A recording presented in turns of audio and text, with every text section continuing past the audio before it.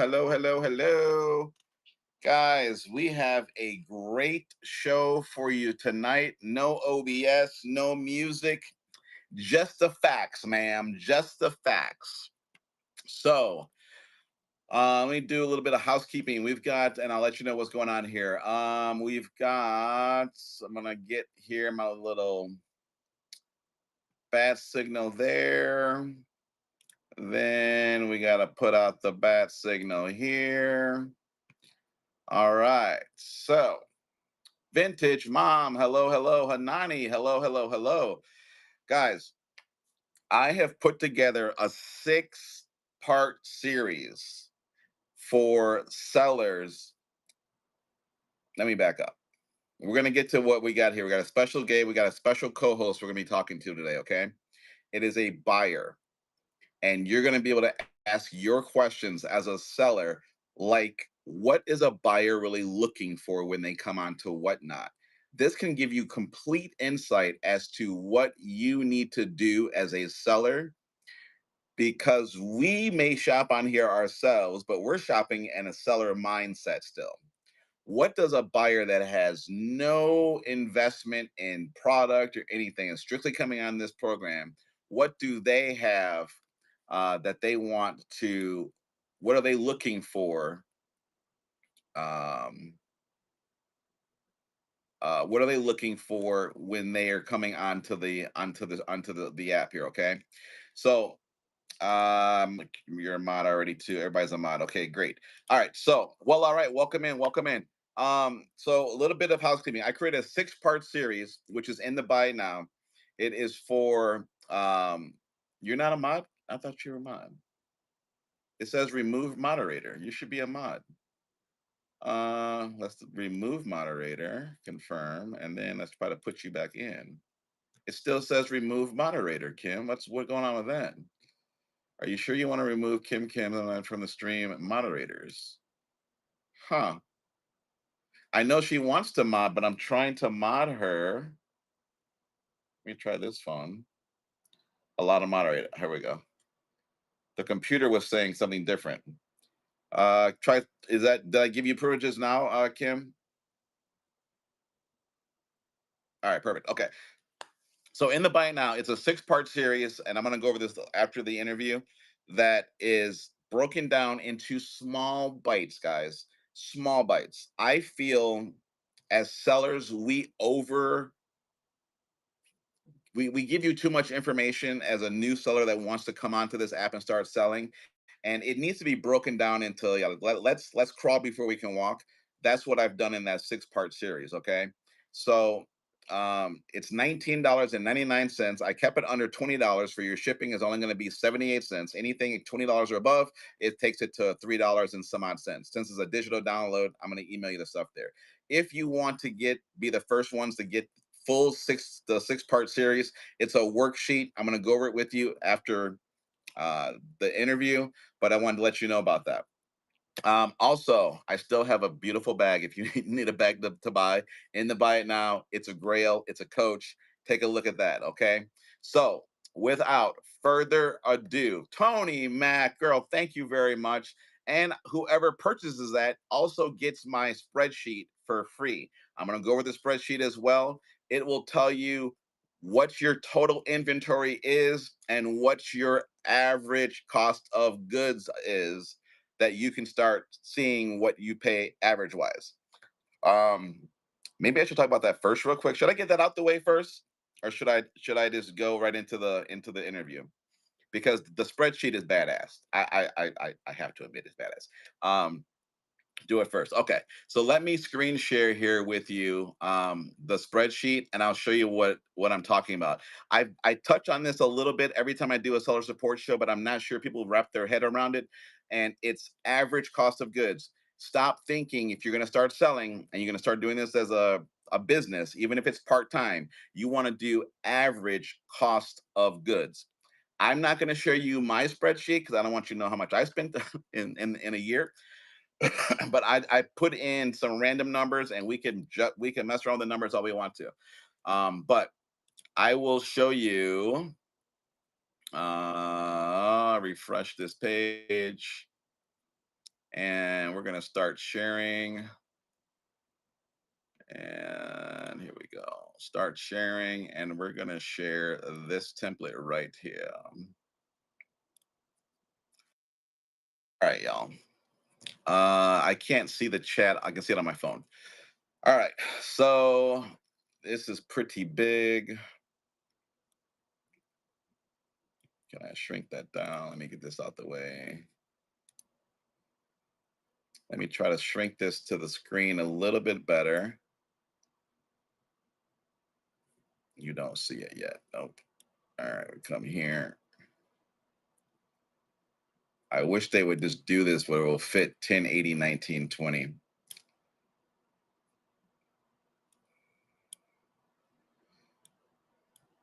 Do you guys don't even see the numbers yet on the side, huh? Nope. Let's go down some more, some more. Okay. All right. So now if I bring this over here, we're still in the center. Okay. So here's the very on the bottom, you have your instructions, right? You're gonna get instructions on how to use it and everything else. Okay. And then on the bottom, you'll have a full 12 months. Okay. On the bottom. I just went to August and put in some numbers. So I went into August saying that you want August 5th, August 12th, August 17th, August 18th. And I just put the vendor thrift store. You could put whatever you want once you get it. How many units you purchased in at that day, and then what your total cost was. And then it breaks down to average cost of goods from that receipt. So you paid $31.67, right? Um, Producer. Darla's not modded? Uh, Take away the pinned item. Thank you. Yes, yes, yes. Give me 1 second. 1 second. 1 second. 1 second. Ultra support show. Let's go over here. I gotta open this back up now. Shoot. No, I don't. I can go in here. Ultra support show. Buy it now. And guys, if you want to swap screens on the right hand side of your screen, you can hit swap, and there we go. It'll swap the videos for you as well. Okay. All right. So you've got your average cost of goods per line, right? So each line, so you bought 12 items here. Why does it keep coming invalid? So 12 items here, you got 8 units, you paid $220, you're paying 27.50, blah, blah, blah, right? So it breaks down each individual line and it gives you a running total for that month. Say you went into July, you had stuff in July, you bought all these different units, you paid all this money. This is what your cost is each there. Does you no good for each individual month, but it does at the summary page. There's a summary page you get to see in a nice snapshot. If you had everything filled out correctly, so you had 95 units in July, you bought 70 units in August. In July, you spent $1,140. In August, you spent $785. This is your average cost of goods for that month, average cost of goods for that month. Then it takes the whole average cost of goods column and tells you your average cost is $11.68. But we're not done yet because we all know, at least you should know, you got to pay 8% commission to Whatnot, and then you got to pay a 3.9% transaction fee. So your total average cost of goods is $14.55. That incorporates the 18, it's like an 18% fee after everything is said and done because you got 3.9% plus a 30-cent transaction fee. Okay. So this is what I'm saying is your cost of goods, right? So you may have bought one item at $80. That's not what you need for that item. You need to focus on your average cost of goods. Everyone's saying, how do I run things at $1? Well, because you're not looking at your average cost of goods. You're looking at what you paid for each individual item. You can't run a business that way. Okay. So $14.55 is the average cost of goods on this scenario of 165 items. Okay. So bottom line, sourcing is the key. The lower the source, the lower you pay, the easier it is that you can start low and or make more money. Buy low, sell high. Nothing's changed. Okay. but you as a seller need to start understanding your costs. That's what I broke down into these sheets, um, that I'm going to show you really quickly here. Stop sharing that. And let's share.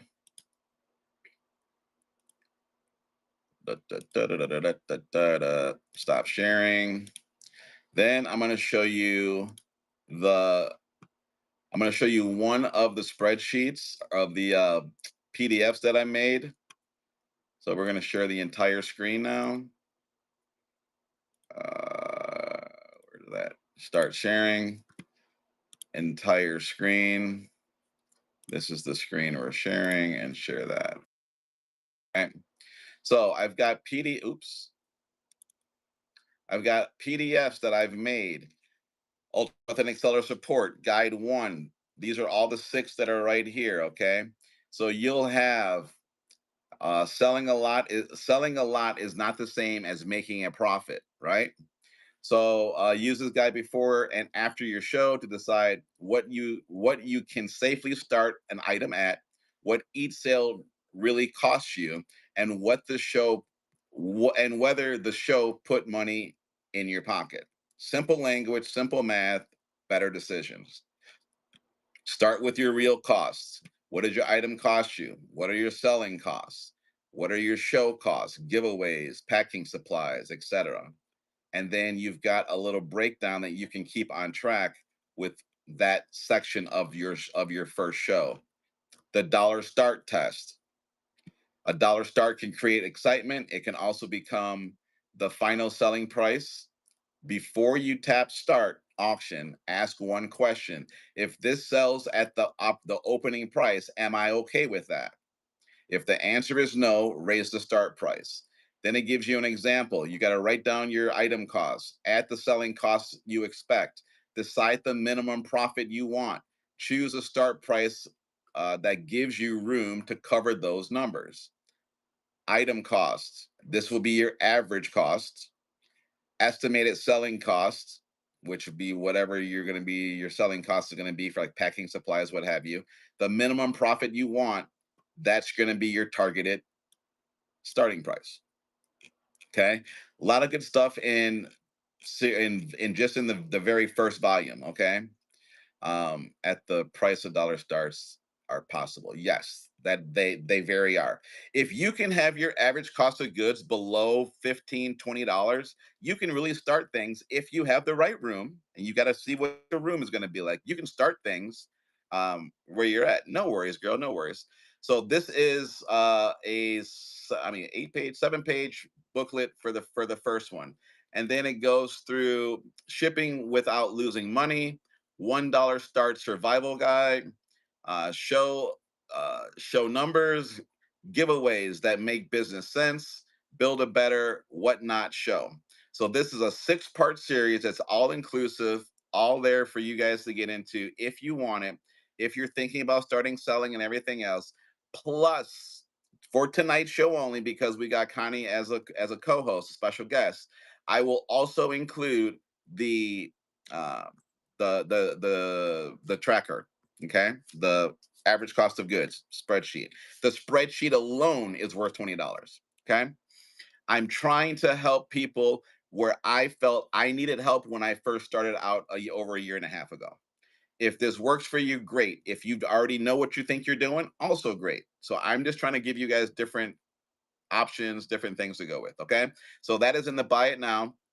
If you do purchase one, if you do purchase the digital seller guides, I will need you to DM me your email address, because that's how they'll be delivered to you. Okay. And without further ado, let me stop sharing. Any questions before I get off the sharing? Any questions before I get off the sharing? You see me twice. Okay. So let me stop sharing. 2 of me is too much. Ah, I know, I know, I know. All right, let me open my screen back up for I can see everybody. And let us get ready. I'm going to introduce Connie. Start sharing that. We don't want that. We want this here. All right, we're good. Okay, so we have a special guest who is Connie Khan. She is a buyer on Whatnot. Connie Khan has a channel, and Darla, I don't know if you want to put it up there or not. She has a YouTube channel where she rates her purchases from Whatnot and every other platform that she buys in. Okay, it's called Connie's Little Corner. It is the @ Connie KONN. I got it here. Let me just put it up. Oops, hide this. Stop sharing. Hide this. And I have it in my notes here. Here it is here, Connie's Little Corner. And that's going to be on YouTube, guys. It's on YouTube. Okay. And if you want to go take a look at her videos, she's got lots of videos. And you can look at there. You might even see my review from way back when. She reviewed myself a while ago. Little fun fact, that's how I met Darla. I call her my producer. She's not a mod. She's beyond mod. She's just fantastic. Okay. I will allow her to mod for you as long as I'm not live. Okay. I get first dibs on Connie. I mean on Darla. Okay. So yeah, so that's what she does. So now if you have questions as a soon to be seller, as an existing seller, that you want to know, what do you have? If you don't have the questions, I got 30 already typed up. All right. We will ask those questions. Just be cognizant that the chat is going to move forward. We may have to backtrack and pause a little bit. I want to try to do this in a 2-hour window. If we have to go over, we'll go over. Okay. But if you have a question, make your question, yes, make your question in a comment, just like Well All Right did. Put a question mark either in front of it or behind it. And slow the chat down. What do you think's a good slowdown? 25, 20. I got 15, 25, 10, 20, 30. 25. All right. So 25 and back to comments. Did that work? Slow mode is enabled. 20. It says, "Oop, you may send messages every 30 seconds." Oh, you already put it on, Kim? Oh, can you change it to 25 seconds? I think 30 seconds is a little bit too long because we know we hate those 30-second timers. Okay, welcome in, Madam President. Okay, so without further ado, Connie, if you will give me a period in the chat, I'm going to bring you on. We're going to introduce Connie, get a little bit of the stuff out the way, and we are going to invite the co-hosts, and let's see if that works. Please work, please work, please work.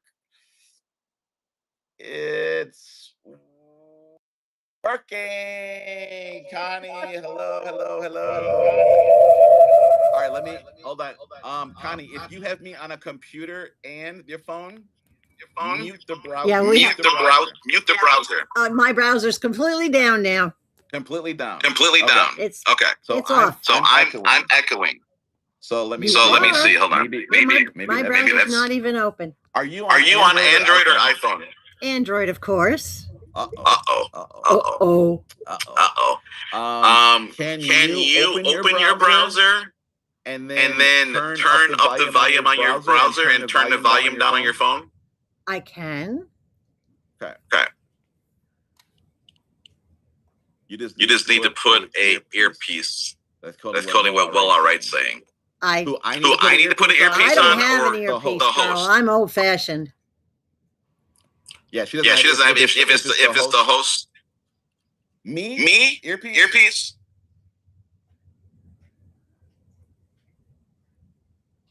One second. Hold on.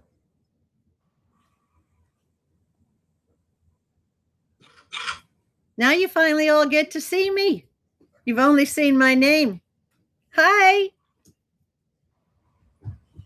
How y'all doing?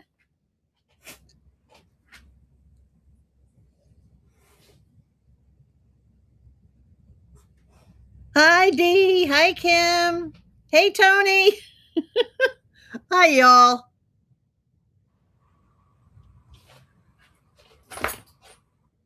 I don't even know where he went. Did he go get an earpiece? My dog wants attention. Say hello, Miss Nala. Say hello, Miss Nala. That's my rescue. All right, 1 second. Let me turn the Bluetooth off of this phone for it won't pick up on my normal phone. All right. Do what you got to do. And then I gotta go here. Settings. Bluetooth on. Okay.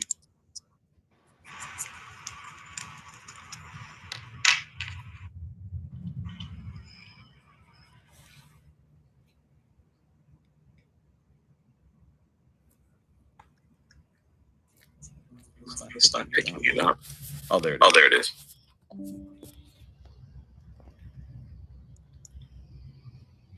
Oh, there we go. Can you see me better now? I don't echo. No? Yes. You're not echoing. Right. Thank you very much for that information. I just learned something, guys. I love it. Well, I'm echoing in my own ear, but everyone else is having it. Okay. All right. So guys, welcome Connie Con. Let me switch videos. I'm here to let you under. If you guys, oops, it won't let me swap them. That's weird. What are you trying to swap out, my dear? I'm trying to get away my chat, but I'll watch the chat. I'm on my monitor. Okay. So we have Connie. I am so dark. It looks like you look fine there. Do I? Yeah. Okay. Your lighting is good on my phone. It's a little bit darker on the computer. That's weird. I don't know why. All right. As long as you guys can see me fine, that's all right. Oh wait, now you hear me twice? Yeah. Yeah. That's what they said in the chat. Still echoing. Jesse, you're the echo. Okay, hold on. What about now? That was it. Whoops. Still an echo. What about now?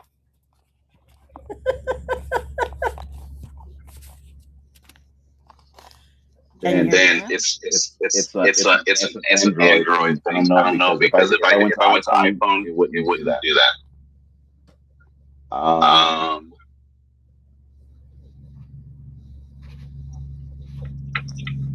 This echoing from her phone into her mic. You're not echoing for me. It's him, not her. Because she's not echoing. I'm the one echoing. So why would I be echoing? Okay, let me unco-host you and unco-host you one more time, okay? And then if I do echo, I'll just be quiet and everybody else can ask a question, okay? So let me just not hit the show. Hold on.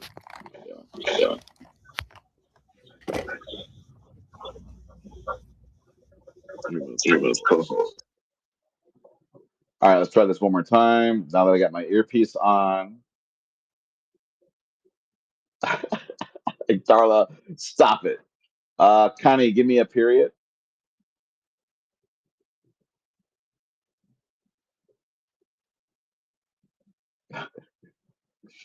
I knew you were going to write period. How did I know that? And invite the co-host, confirm.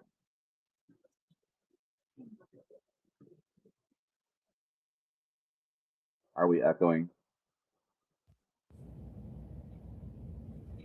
No echo. Was that successful?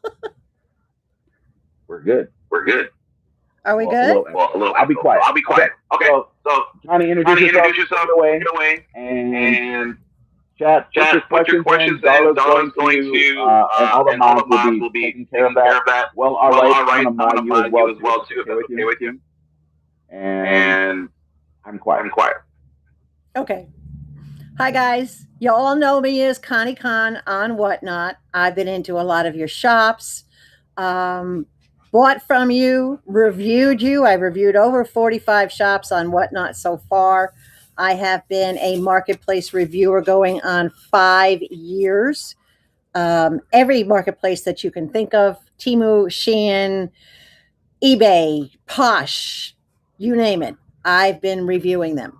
And I do it so that the shops can learn what they need to do to drive business to themselves, what they can do to improve their sales and improve their customer base. And so that I can always, it's a buyer beware thing when necessary.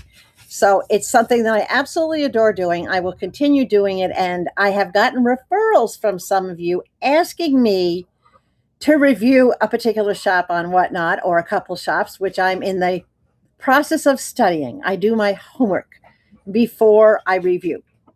So Jesse asked me to talk a little bit about what do buyers look for when they come to Whatnot.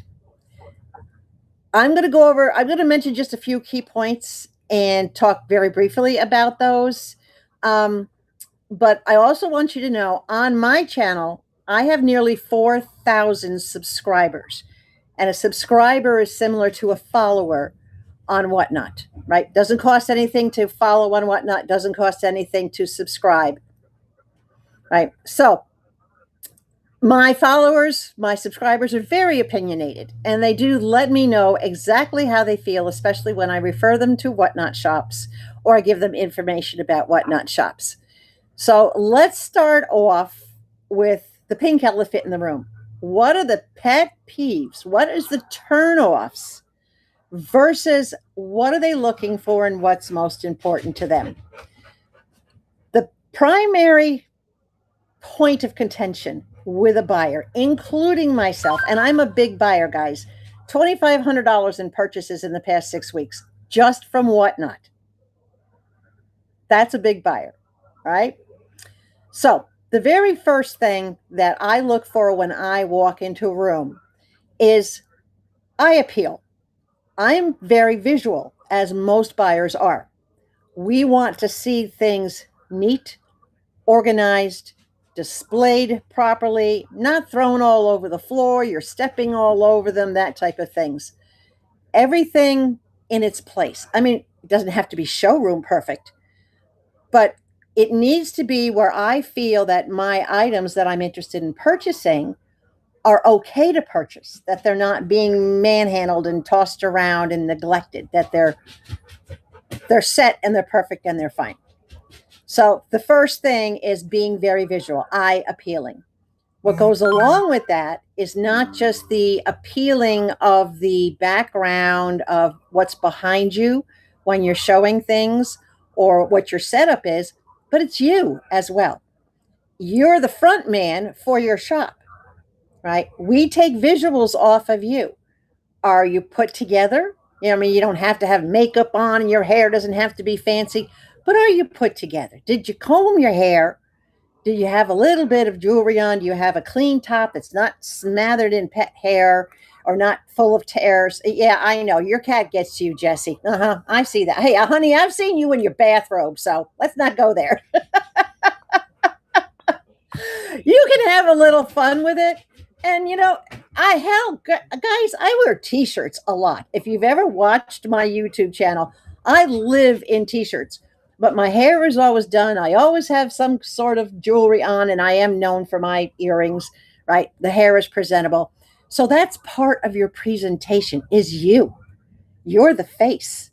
So do something to make sure, turn that mirror, which if you walked into a shop and you looked at what you see in the mirror, would you stay or would you leave? So that's very important thing. All right. That visual is very important. The next thing that we look for is affordability with a variety. All right. Items in the shop where we can browse, even if you're not doing a live, and even if you are doing a live and you're presenting something, well, maybe we're not interested in that. So we want to go browse the shop while you show something we don't care about. Do you have a shop? Do you have a buy it now set up for us? Are you ready for us? Or are you just, I'm going to run these items and I'm not going to worry about a shop? If there's no shop and you're not running something I'm interested in, I leave. Okay, I don't stick around. Okay, let's pause right there. On that aspect, there are a lot of people here that do random pulls versus listing. Yep. What is your personal way that you like to shop for yourself that you can speak to? Are you okay with random? Or do you prefer listing? I am absolutely okay with random, and I explain that to my viewers as well, that random polls are wonderful because they're like little surprises. They're things that maybe you weren't expecting. And I'm gonna use a Whatnot channel, and I hope she doesn't get offended. Carla. Carla sells a lot of the mid-range bags, handbags, accessories, that type of thing. But she loves, and I love that she does this, she mixes it up and she pulls random pulls. And the next thing you know, it might be jewelry pieces, it might be keychains, it might be something along those lines. She keeps it interesting by doing random pulls. If you do random pulls for a whole show, a lot of people, including myself, are not willing to sit through a whole show hoping there might be something we're interested in. That's the key thing, is keeping the interest of your buyers. Keeping them, once you get them, you got to keep them. So you got to keep them engaged, right? So if you can do a combination, if you can figure out how to have your shop, do your random pulls, maybe your thumbnail will reflect that you'll be doing certain items and random pulls. You know, that little bit of information makes a difference for me and a lot of people that I know to stay in the shop. Let me ask you this, because I know you have a rating system. Yes. When you go and receive a package from someone and you live unbox your orders. I do. Can you touch a little bit about that and how you rate? What your categories are, how you rate? Absolutely. Absolutely. When I receive a package, I do 3 different types of reviews, guys. The primary one that I do is review with purchase, meaning that I have bought from one of you on Whatnot. When my package arrives, I have 5 different criteria for experienced sellers. And an experienced seller is a seller that has sold at least 1,000 items. If you've hit your 1,000 mark, I will rate you using my 5-star criteria. If you're under 1,000, I will rate you using the 3-star criteria. So pretty much everybody in here is a 1,000 plus seller. The first thing I will rate on is the speed of the shipping and how is that item packed? In other words, did you print a label off but not get that label to the post office for 4 days? For some odd reason, was it late? Or did the speed of shipping come, in other words, was it priority and it came priority? Was it ground and it came maybe 2 days longer than priority? So how fast did it get to me? How quickly did you get the item out the door? That's a big thing. But if it was delayed in transit, you don't hit them. No, delayed in transit is not even considered. All right, because once it's in the hands of the post office, it's up to them. It's not your fault. All right, but it is up to the seller to get it to the post office on a timely basis. Not just print that label within 24 hours. Literally get it in motion. The part that goes along with that, the other half of that star, is the packing. Is it packed properly? Are the clothes in individual little bags? Are they protected? If it's clothing, if it's loose items, are they in a little bag? Is there bubble wrap? Is there packing? Is stuff bouncing around inside the package? Is the package oversized, or is the package stuffed where things could get crushed? I can't even tell you how many things have come to me damaged because they weren't packaged properly. So that's the first star that I rate on, is the shipping speed and the quality of the packing. The second thing I rate on is the price of the shipping and the prices of the goods that I've purchased. Now, Whatnot was always at $9.21, but there were a lot of sellers out there that would break it down and not charge you the $9.21 up front. Nobody, trust me when I say this, Nobody wants to pay the full shipping cost up front because they don't know if they're going to buy more items. I will never shop a shop that asks for the full $775 up front or asks for the full $921 up front. I avoid them like the plague. And so do my viewers. Say that. Say that one more time. Any shop that asks for the full, well, it was $921, now it's $775. But if any shop that asks for the full amount of shipping on the very first item is a shop I will not give business to. I've been saying that till I get blue in the face. It takes a lot for me to get blue in the face. And and it makes it way easier for your buyer to start from you if you start on lighter weight items. Correct. We're not saying that you have to do reduced shipping. We're just saying let there be a limp in versus a boom. Exactly. I don't know if I want to buy any more items from you. Exactly. The shops that I frequent, and you guys know who you are that are in here, but trust me, there's a lot more that you guys don't know about. The ones that I frequent are the ones that will start with a 1 to 3 or 4 to 7 ounce package where my shipping might only be $3 or $4 up front for that first item. Then, I'm content knowing that, well, if I don't buy anything else, I didn't spend $775 on shipping for something that only weighs 3 ounces. And I will come back to that shop because of the way that they handled their shipping. Right? So the price of the shipping and how it's structured, that is uber important to every buyer out there. And if they're telling you otherwise, they're lying through their teeth. Okay? The other part of that star, it goes with it, is the price of the item. Because if you're going to sell a $1 item and you want $775 shipping on a $1 item, buy. Right? Not going to happen. Not going to happen. You have to understand where the buyers are coming from. Our wallets are very precious to us, and I know that you need to make your income off of this, but it's for us, for you guys, so to speak, it is price per piece that you're trying to make. Well, for us, it's also price per piece. What are we paying for that piece, and what does that piece worth in shipping costs? So it's very important, and that's what I rate on, is the price of shipping and the price of the items, right? The third thing I rate on. Okay. Nurse May has a question. I don't know if you can see it in your chat or not. I want to talk as little as possible. Yeah. But can you says, address that? Let me see here. So if Nurse May says, so if a person has the shipping set to $775 and you buy one thing, do you still get charged the $775? Yes.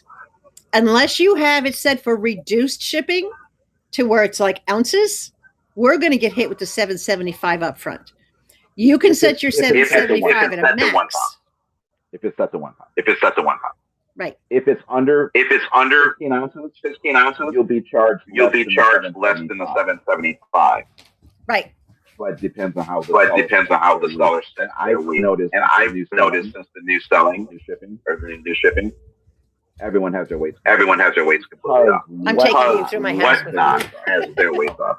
Okay. If you as a seller have your one pound item set to 1 to 2 pounds, they're gonna charge you 2 pounds. Right. We always get charged by the highest weight in the range that you set. So if you set it 1 to 3 ounces, we're going to get charged the 3 ounces. If you set it 3 to 5 pounds, we're going to get charged the 5 pounds, the maximum. So that's why profiles are good to use. You're going to be using the regular shipping scenario. We can talk about that later, though. Right. But that's a very good question. And that's what we look at. And you guys just got a really quick tour of the hallway in my tiny home. Sorry about that. But when you got an 80-pound dog that's telling you, Mom, I got to go out, you get up and put her out. Gotta go. All right. So the next thing that I rate on is variety and presentation. Now, variety is, are you selling only one thing? Are you focused on only Coach handbags? All right. I don't buy Coach. I won't be there. Right. Are you focused solely on one type of item? In other words, are you selling tchotchkes or collectibles, which is a variety in itself of those? So I look at what kind of variety are you offering? Do you have different kinds of bags? Do you have different accessories? Do you have different home goods? Do you have all sorts of different clothing, different sizes, different styles? I look at the overall variety. And then to go with the variety, I look at, how are you presenting that item to me? Is it in a pile on a chair someplace? Are you stepping over other stuff to get to it, to pull it up to show me? Sorry, turn off right there. Okay. But are you holding it up like Jesse does with the bags, or like Carla does with the bags, or Meg does with the bags? Are you holding it up and turning it around and showing me every little seam and every little part inside and out, and doing your call outs, even if it's clothing or a piece of home goods or a piece of jewelry? It should all be shown the same way. How you present an item and your attitude when you're presenting it is either going to attract me to buy it or turn me off, where I won't buy it. So variety and presentation are very, very important. Now, seller attitude. This is a big one, and this is where a lot of shops lose out. The proper seller attitude is, you're here for the customers. When you have a live, what I'm looking for is, are you greeting people? Are you reading the chat? Right? Are you saying hello? Like, you just saw the chat when everybody came into this room, everybody was saying hello to everybody else. As the host or the presenter, do you do that? Are you paying attention to the chat, interacting with your shoppers? If you're ignoring the chat and you're ignoring requests or you're ignoring comments, see ya. I had that issue. Yes, you did. Still do. Yes, you do. If you know your downfalls, have a moderator. That is badass. Period. Yep. Get yourself a Darla, but you can't have Darla because she mods for me first. I found her first, then I brought her to Jesse. Okay. Fair. Right. So she is the producer for Jesse, but when I need her, all right, she gives priority to me over Jesse. I'm the big sister. True. This is true. But yes, I mean, you guys, none of us buyers expect perfection. We know nobody is perfect. We do not expect perfection. It's just, these are reasonable expectations. If we were going shopping out in a big box store, we would expect things to be on their shelves, neat, presentable, easy to look at, prices clearly noted or reasonable prices for them, maybe random clearance shelves. The same thing applies to whatnot. So the variety and the presentation, they go hand in hand. Have a good mix of things. Add a little surprise in there so you can do a random poll. Go, hey, look what I got. Like, for example, me. Look what I'm wearing. Who recognizes this? Who's he? So hamburger. There you go. So that's like a little, my thing is, I'm waiting on the weird and waiting on the wonderful. Find your thing. It's, what about your shop excites you? Because if you project that when you have people in the room, it's contagious. It's very, very contagious. So the seller attitude is, are you in the right frame of mind, number one, to be doing a show that night? Don't do a show if you're overtired. Don't do a show if you've had a fight with a significant other or if there's turmoil going on and you got a mood. Reschedule that sucker. All right, just do not do it because it will carry over to everybody else. And yeah, you know what? There's too many whatnot sellers out there for us to go to. You don't want to drive us away. I'd rather see you just cancel, reschedule. Life happens. We get it. All right, we know that. But we don't want to get embroiled in whatever it is that has you in a mood. So definitely check your attitude before you have a show, right? Check yourself. Be honest with yourself, all right? So another part of the attitude is, and I know Jesse has said this, if you're not willing to take $1 for something, don't start it at $1. Because those of us that are on a tight budget, I'm retired, I live on a fixed income, right? If you're not happy getting $1 for an item, don't sit there and go, oh, come on, guys, $1? Really? Or do not sit there and yell at them going, go, go, go, go, go. Come on, chat. Come on, bid, bid, bid, more, more. Bid it out, bid it out. Out of there. The minute somebody opens their mouth with that go, go, go, that's it. And not only am I out, I block that shop so it never comes up in my feed again. People don't change. If you're somebody who does that consistently, you're not going to stop doing it. And I don't even want to be bothered wasting my time coming across your shop again and hoping that you did. So you're gone. You're history if you do that. So let's catch up on a couple of the questions. Yeah. And folks, I apologize for the echo. I don't know why the echo's coming through. Let's see. Nurse May. We had so Nurse May. Nurse May. These items in a Ziploc bag is acceptable. Does packing matter to buyers? I put a lot of time into and wonder if it even matters. Packing does matter to buyers. We want our items to come in as good condition as they can because we all know the post office will drop kip every package they get. They literally practice football on our packages, all right?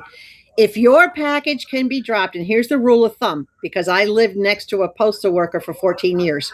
If your package can be dropped from a height of 6 feet, just let it go at 6 feet and not be damaged, it's packed properly.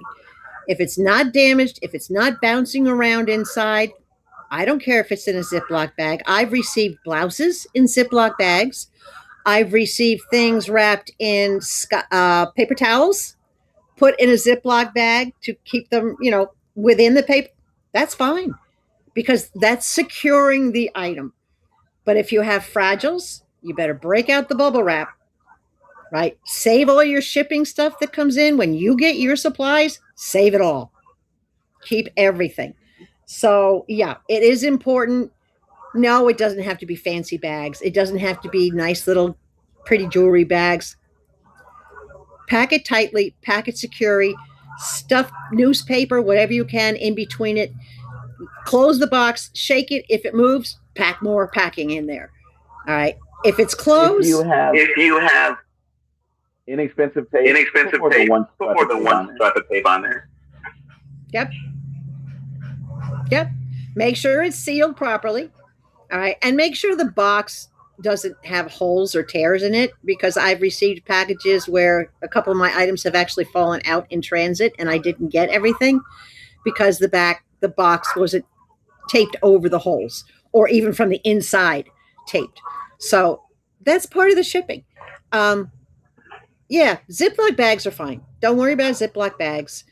Don't even worry if things are not in a bag as long as they're padded and have enough around them. Like when you have a pocketbook, my best suggestion to you is if you're selling a handbag to someone and they get smaller things, put the smaller things inside the handbag, which most of you do, and then put the handbag in an appropriately sized box with a little bit of stuffing just to keep it from getting crushed. And that's the main thing is you don't want your boxes to get crushed. Oh, what on earth? Who would reuse this box?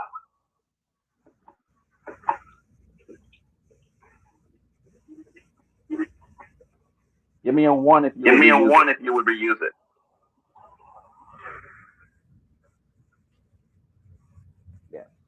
Don't reuse a fresh box. It's already toast. It's already toast. Yep. The only thing that box is good for is storing your bedding in. Put your quilts, put your pillows in it, put it up on the shelf in the garage. Don't ship. If the box is already that damaged, don't use it. Also, another thing that we are very open to is using the Mylar bags. So if you get the vinyl poly bags and you can ship clothing items, non-crushables, by all means, use those bags because, number one, they minimize shipping costs for you, which minimizes shipping costs for us. And they come in such a huge variety of sizes. There you go. And I will give a shout out. Temu has the best deal on them, guys. I hate to say it. It might take 2 weeks for them to come in, but Temu has the best deal. I think Kim 7972 would agree with you. She's a queen of Temu. Oh no, girl. I've been with Temu. Hold on. I've been with Temu since they started. I was in their influencer program.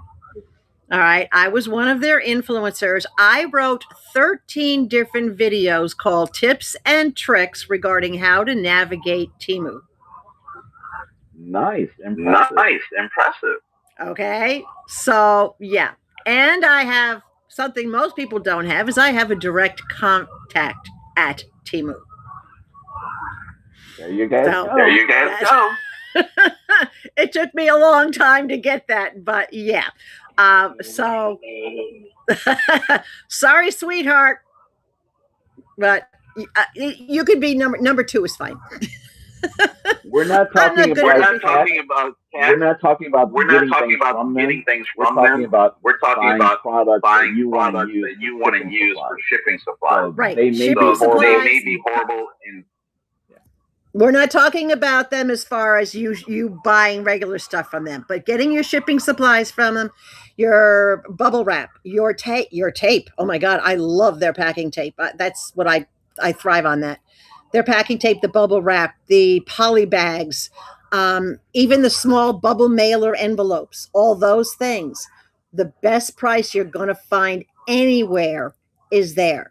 When I can go to Dollar Tree and have to pay $1.50 for 1 or 2 5x7 bubble bags, but I can get 10 of them for $2.50 through Temu, that's a no-brainer.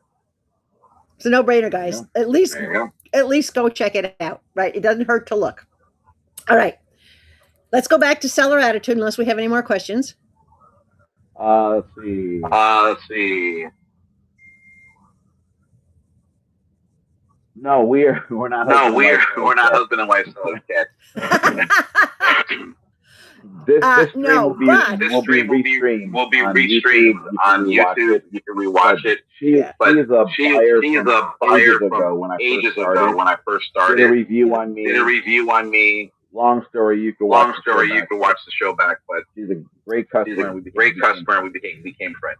Yep, and though if you ever seen Germany from Superbuys, Germany says that he's her hubby, but I'm the sister wife. Right.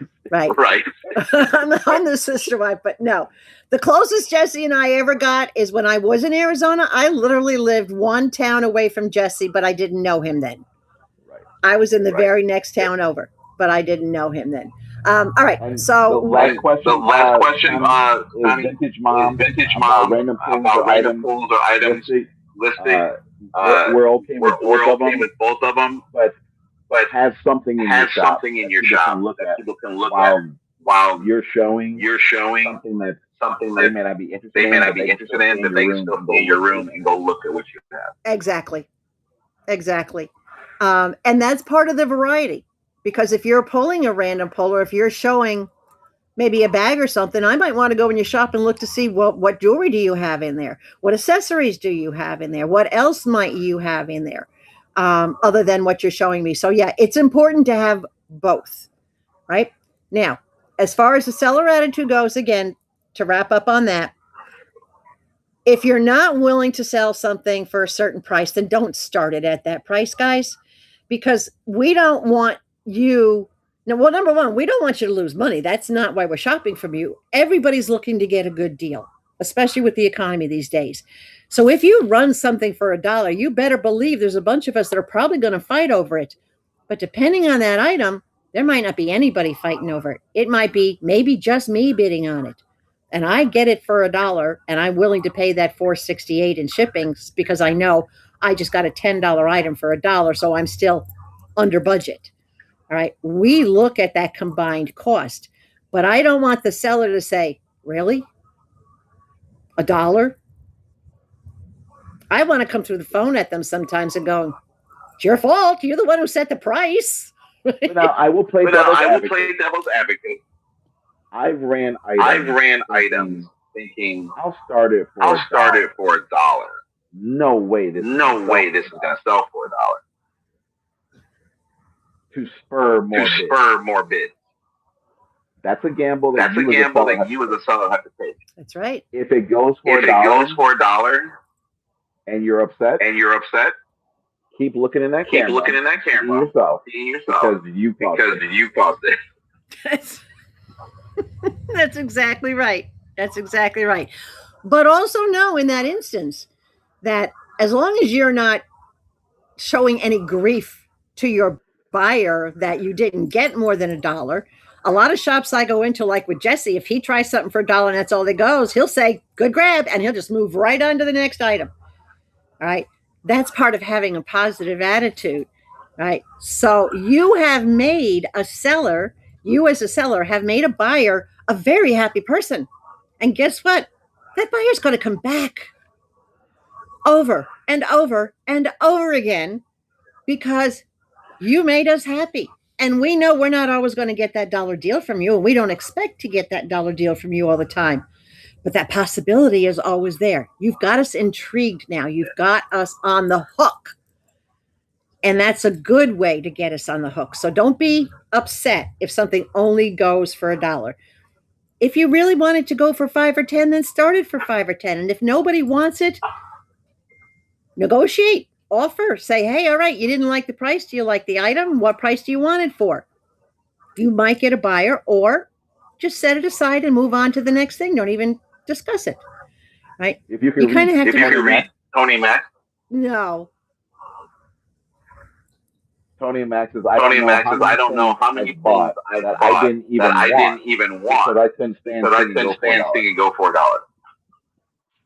I've done that. Tony, I got to tell you, I have done that. And Darla's been with me a lot of times. We go shopping together. We'll be on the phone, but we'll be like in the same shop. And she will see me and I'll tell her, oh, hell no. This buyer deserves more than that. I can't let this go for $1. And I'll swipe it up to $2, even though I don't want it. Because that's seller support. That's what we do.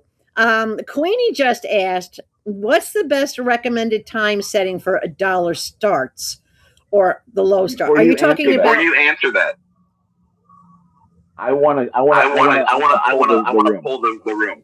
Okay. What do you guys think? Right, Taria. It is marketing 101. So Kim, we got Kim. Come on, people. It's supply and demand is what it's all about. Kim says 30 sudden death. Gigi says 30 seconds sudden death, 15 seconds. Me personally, for $1, I like 10 seconds or lower. 10 to 7. 10 to 7. I feel if it's 10 seconds and they don't buy it, I'm cool with that. If someone comes in the room to the $1 for a coach and they're sleeping, I don't want them coming in swiping. The longer time gives them more people to come in and pick it up. Right. So my answer is maximum 15 seconds if you're starting it at. I would prefer when it's a 10-second or even a 5-second sudden death, because you'd be surprised if somebody really wants to get something for $1 and they've only got 5 seconds to do it, they will swipe like crazy to outbid everybody else in that 5 seconds, and you'll probably get more than $1. And I've seen that happen a lot of times as well. And Darla's been with me. We've seen that happen. And excuse my English, but both of us at the same time will go, oh, shit. Because it'll go from $1 to like $9 in that 5 seconds. All right. So it's, yeah. But guys, yeah, preferably no more than 15 seconds. 10 seconds is better if you're starting at $1. If you're running a higher priced item, like something that's maybe $20, $30, $40, then give it 20 seconds or 15 seconds. 30 seconds, I don't care what you're running. 30 seconds is too long, period. It's too long. It should not ever even be an option. How many people are in a room for 30 seconds? Even sudden death. People don't start bidding until 15 seconds or 10 seconds. So that extra 15 seconds was a waste of time. Well, as buyers, we tend to wait to see if anybody else is going to jump in with the first bid. Right. On a lot of items. There's a hesitation there. Unless somebody really wants an item, but you don't know that. You don't know who might really want an item or not. So don't give them too much time to think about it, because they'll change their mind and it won't be in the good way. That is the strategy behind dollar start. Right. Because the more you do you're this, you're not thinking of what you're spending. Right. And that is an art to do. You may lose your butt. On one or two items. But once the people see that it's 5 seconds, I'm in it. I'm bidding on the next one. Yep. It's psychological. Now, Darla says 5 seconds doesn't give enough time to set a max bid. It actually does, because I use custom bid when I really want something. I will throw my first bid in and I will automatically hit custom, and I just hit that plus sign, and it just advances. And you stay on it. That's right. Let me show you guys what I'm talking about. No one bid, please. No one bid. Unless you want to outbid me. If I start this, I'm going to run it for 30 seconds to give you time to see what I'm on my phone. Can I buy some myself? We're going to see. Imagine you can. So let's do this. Which coach, Kim? The $1,100 one? I'm with you, girl. Okay, so this is running. right now. And if it's not running. We're gonna do. $1. That's weird. $1, 30 seconds. Start auction. Okay, I can't bid. If you guys were to bid on that, and it was a lower dollar, lower second, you can stay in your custom bid screen and still see the counter. You won't see who's bidding, but you can see when the countdown's going to end, and then you can do whatever at the very last second. Yep. And that's what I did. Depending on how the seller has the timer set, the minute somebody makes a bid, that timer adds 3 seconds or 4 seconds to it. All right. So now you've got more time to take your custom bid and stay on that plus sign and just get it up to whatever your maximum is. So no matter who bids against you, it's going to keep adding those 3 or 4 seconds to it. There's always time, unless it's a 5 second sudden death or a 3 second sudden death. I know there's a couple of shops out there that do the 3 second. 30 seconds is just too damn long. Absolutely, it is. Sudden death or no on dollar starts, and why? Sudden death on dollar starts, no. Not typically. I would not do a sudden death on a dollar start because you're only going to get $1. If that, right? Sudden death is too quick of a sale for a dollar start. If you are doing dollar starts, I would have 10 seconds. The bare minimum would be 10, maybe 15 seconds, but at least 10 seconds. So I find. Pause real quick. Go ahead. Gigi, I know what you're thinking. We're talking about new, very under $1,000. Right. Small rooms. Sudden death can get you over $1. if you have the right room. Right. Or if you have 4 or 5 buyers in a room, right? We're just talking in a grand overall scale as new sellers to the platform. Right. No, the clock does not reset on sudden death, but if you have the timer set to 10 seconds or 15 seconds, it will reset and add those extra 3 or 4 seconds back into it. If it's on a sudden death, it counts down and it's done. That's why it's sudden death. Right. All right. And a lot of people wait for that last second to bid. Yeah, they snipe like me. Right. I'm a very skilled sniper, and anybody who's ever been bidding up against me is something I really want. They find out that I know, even though it says 0 or 1 second, there's still actually a fraction of a second left to get in there and snipe. But at the same time, people do custom bids. There is what I coined it. Probably not the correct medical or psychological term. But it's bidding fatigue. If Connie said a max bid at $30, and all I want to spend is $15, and I keep swiping her name there. I'm thinking, well, what does this person have their bid set to? I'm out. And you usually will win it below what your max bid is. Yep. And I preach this to you guys all the time. Don't do the tit for tat. That's when you blow your budget. Set your max bid and be done. Right. Use the custom bid as often as you can. Yeah, if it's a super hot item, but there's only 5 or 10 in the stream, it can be a bust. Absolutely, it can be. You have to read the room and know your shoppers. Behave yourself. I like that. I'm sorry, I have this finger condition. I'm a left-handed, so everything wants to go to the right because I'm a lefty. It doesn't want to go backwards. Can you subscribe to Mind Meg? I only got 4 subscribers. She has 4,000. I need more help. Yeah, I've got 4,000. But if this goes up on YouTube, then I'm sure Jesse will probably get more out of that. We haven't been in a battle in the same way. Yeah, I've seen you get naughty though. I have been in rooms where you were shopping and I've watched you, but not on items that I was interested in, just in shops that I was observing. And I'll talk about that in a minute. But anyway, so you guys understand what I'm saying about seller attitude. All right. Read your room, be happy with what you get for an item. If it doesn't work out for you, then don't bottom dollar it, and don't do pretend pre-bids of $1.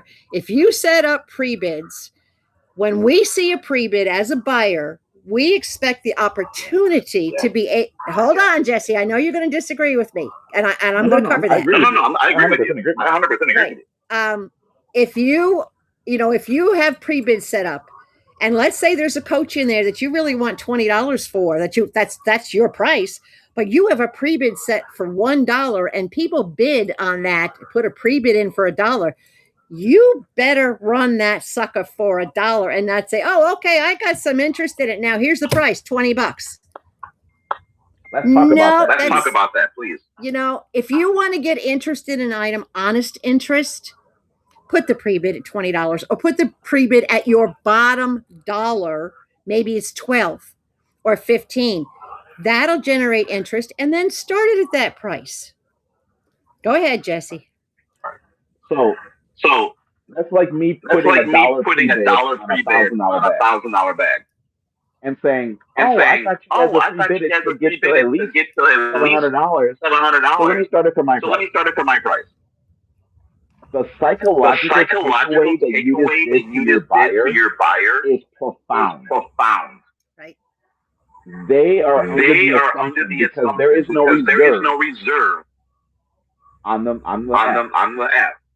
Right. That you're willing to run that next item as a pre-bid of wherever it's at. I too have done this. I felt bad about it. But then when it happened to me in another room, I was like, damn, that's what it feels like. Mm-hmm. If your minimum start is going to be $25.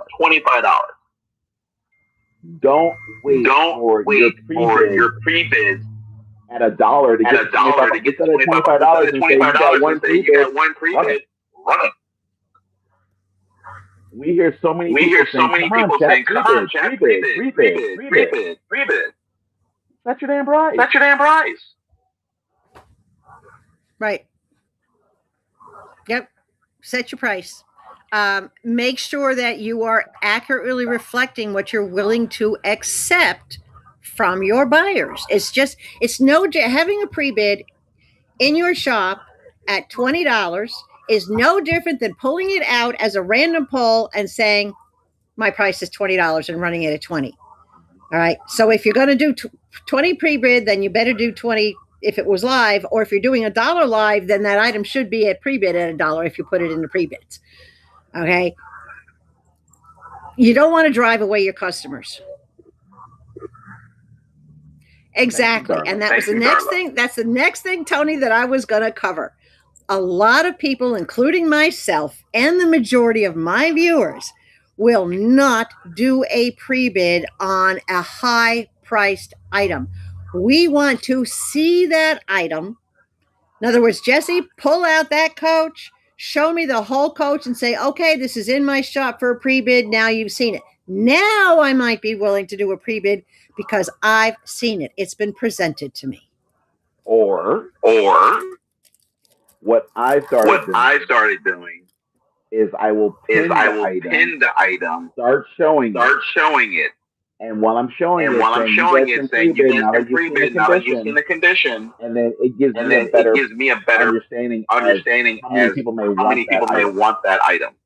Right.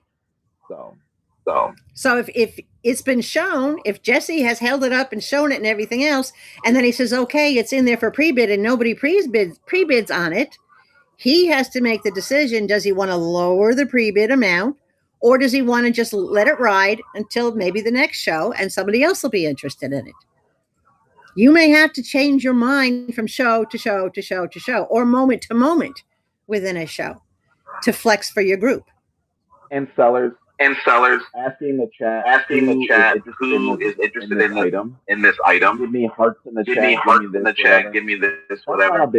That's not a bid. Right. I've seen so many people I had 5 people say they're very interested, but I had 2 bidders. Well, yeah. They're not bids. Yep, very true. So the last part of my star rating is actual communication.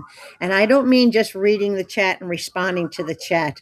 I mean, is the seller engaging with the person asking the question? Is the seller talking to the person directly? It says, Connie, you asked about this. Here's the information I have about it. Are they communicating to me, or are they ignoring what I've asked, or maybe minimizing what I've asked? Or if I send them a private message, are they checking their messages? Are they responding to their DMs? Because one of my pet peeves is a non-responsive seller. It's not good. You want to draw people into your room, then you have to make your shop attractive in all ways. Right? Somebody puts something in the chat, you answer the chat. Somebody sends you a DM. Like if I were to send Jesse a DM, I might put in the chat, hey, DM'd you. Check whenever you can. All right? To let him know. And then if he fails to answer it, my next DM is not going to be very nice. Mm-hmm. So that's important. That's customer service. Right. You guys are all in the business of customer service. All right. And the thing that I think a lot of the new sellers forget, and remember, guys, we're referring here to the people that are under 1,000 or maybe just barely hit their 1,000. This is an auction site. This is not a retail platform. We as buyers are not coming here looking to pay full price for something I can get down the street, especially when I know I'm going to get charged shipping by you guys.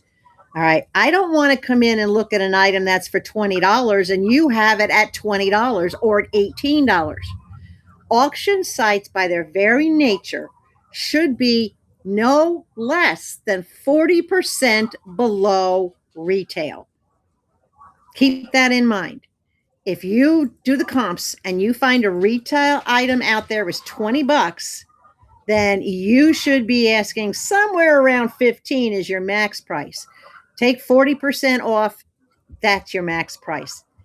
Again, because I do general rule of thumb. All right.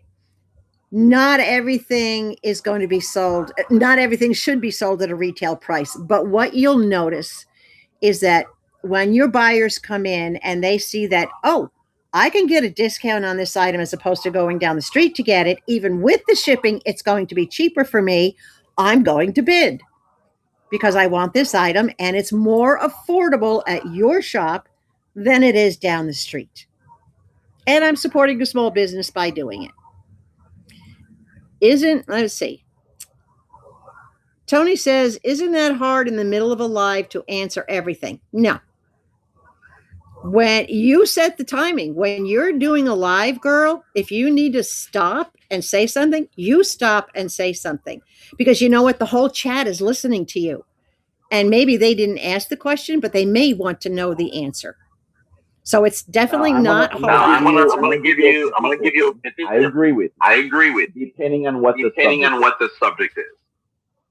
If it's going to interrupt my flow of what my stream is doing, the auctions going through, I may set that aside and say, take care of that, or I'll gloss on it. I'll hit you back up on a DM. You got to decide on the fly what is going to. If you have no momentum, answer the damn question. But if you got a momentum going.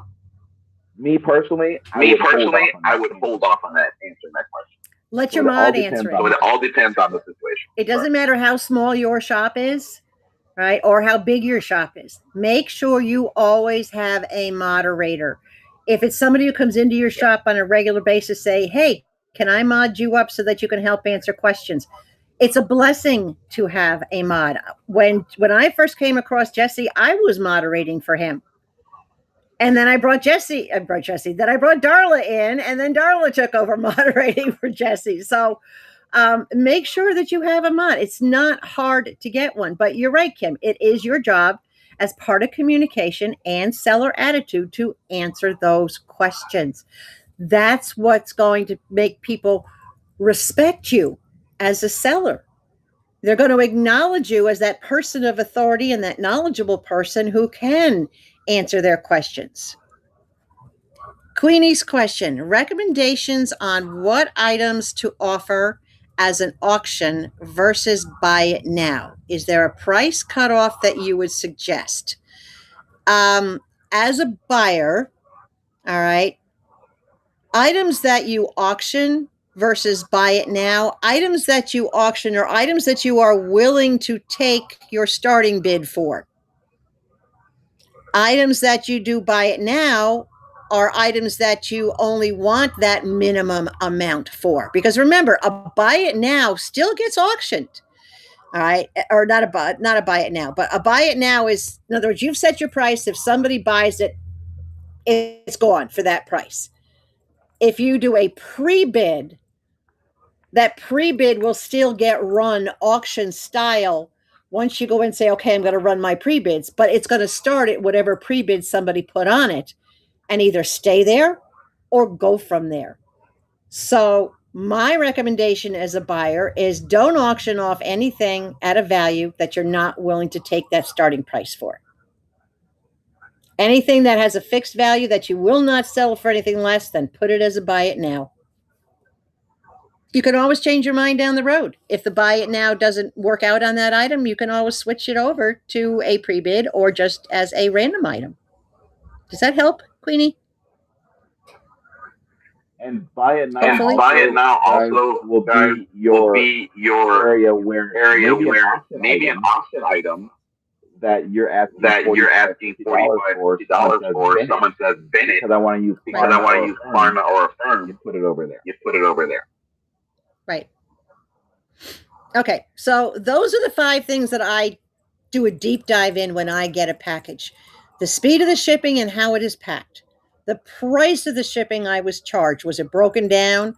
Because keep in mind, I will never pay up front. So for me, it's all, and all my viewers, it's got to be broken down. So the price of the shipping and the prices of the items being fair and reasonable for an auction site. Variety of items. How are they presented? How is the presenter? How are you looking? Are you put together? Is there a clutter mess behind you? Guys, here's my best suggestion to every single one of you, including Jesse and all you big shops. Take 1 or 2 days off from running your shows and get organized. Straighten up your background. Straighten up the area that you work in. Have things set in a certain spot so you can grab them easily.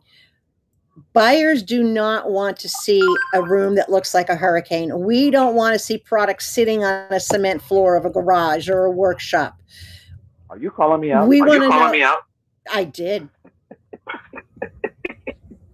Dude, my biggest fault is my honesty. I am in your face honest with everybody. And Jesse knows I love him dearly, but I will call him out every time I think he's doing a faux pas. All right. So do yourself a favor and just tidy up. Even if it means you have to not do a show tomorrow night, skip a night. And tomorrow night, instead of doing a show, reorganize everything. Have a little, some sort of a scenario set behind you that people are looking at. All right. And it doesn't have to be fancy. It can be little cubes. It can just be a clothing rack, neatly hanging clothes.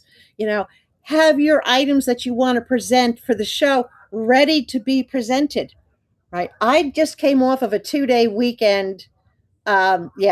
Saturday and Sunday from 1:00 Central Standard Time on each day for 5 hours. I was live on my channel. Now, wow. I don't want to make anybody cry, but in those 10 hours, I made over $700 because my products were ready to go. They were here. I presented them. I displayed them. I talked about them. I showed them one at a time in your face, right up in that camera. And here's the thing. I got to look over here. On Saturday, I had 236 people in my show. 236 people came through my show. And Darla was modding for me, so she knows, hand to God, this is truth. And on Sunday, I had 228 people come through my show. That's huge. That is huge. Okay? I want you to all have that. And all I did was have a pleasant, here, this is where I sit. This is what you see behind me. You see a candle, you see a picture of my dog. That's what you see behind me. The focus is on the item I was selling. I was put together, presentable. Matter of fact, I even wore these earrings on Saturday. Look at these. Are these not gorgeous? I was put together. I was presentable. We had fun. We laughed. I read the chat. Darla interacted. I interacted with everybody. We even played a little hydration game. Every time I dropped something, somebody had to take a drink. If I dropped a piece, take a drink. So it either kept us hydrated or kept us drunk. But we had a good time. And the people kept coming in. Yes, it was a drinking game. And it was an absolutely amazing party of a live. And I'm going to do it again on the 29th and 30th. So all these things that I've talked to you about, I put into practice myself. Right. I don't think they have that over there. But as a buyer and as a big buyer on Whatnot, as I said, over $2,500 I spent on Whatnot in the past 6 weeks. I left a lot of shops behind. I blocked a lot of shops because they had poor attitudes. Everything was just like, it wasn't right. Right. So my 5-star rating, speed of shipping and packing, price of shipping and price of the item, variety and presentation, seller attitude, and communication. If you are a new shop, I only do a 3-star rating if you're under 1,000, which is the price of the item and the shipping, the variety, and how do you communicate? Because you're new. You haven't gotten into the groove of all that other stuff yet. So I try to be very fair and reasonable. I don't rate new people on, are they presenting it properly? And because of their nerves, do they always have like the right attitude? And are they always like not bringing baggage into the room with them? And I also don't rate them on, how their shipping is packed or if it takes them a little longer because, again, they don't have that flow going yet. Let me pause real quick. Tiara, was that direct me? You can ask Terry. Yeah, she wants you to be your twin. She wants you to be your twin. She's like your twin. Absolutely, girl. You got it. So guys, I want an opinion and I want in the chat. What would you pay for this brand new bag? If I offer this at $10 plus $7.75 shipping, would you bid? And if it's a no, why not?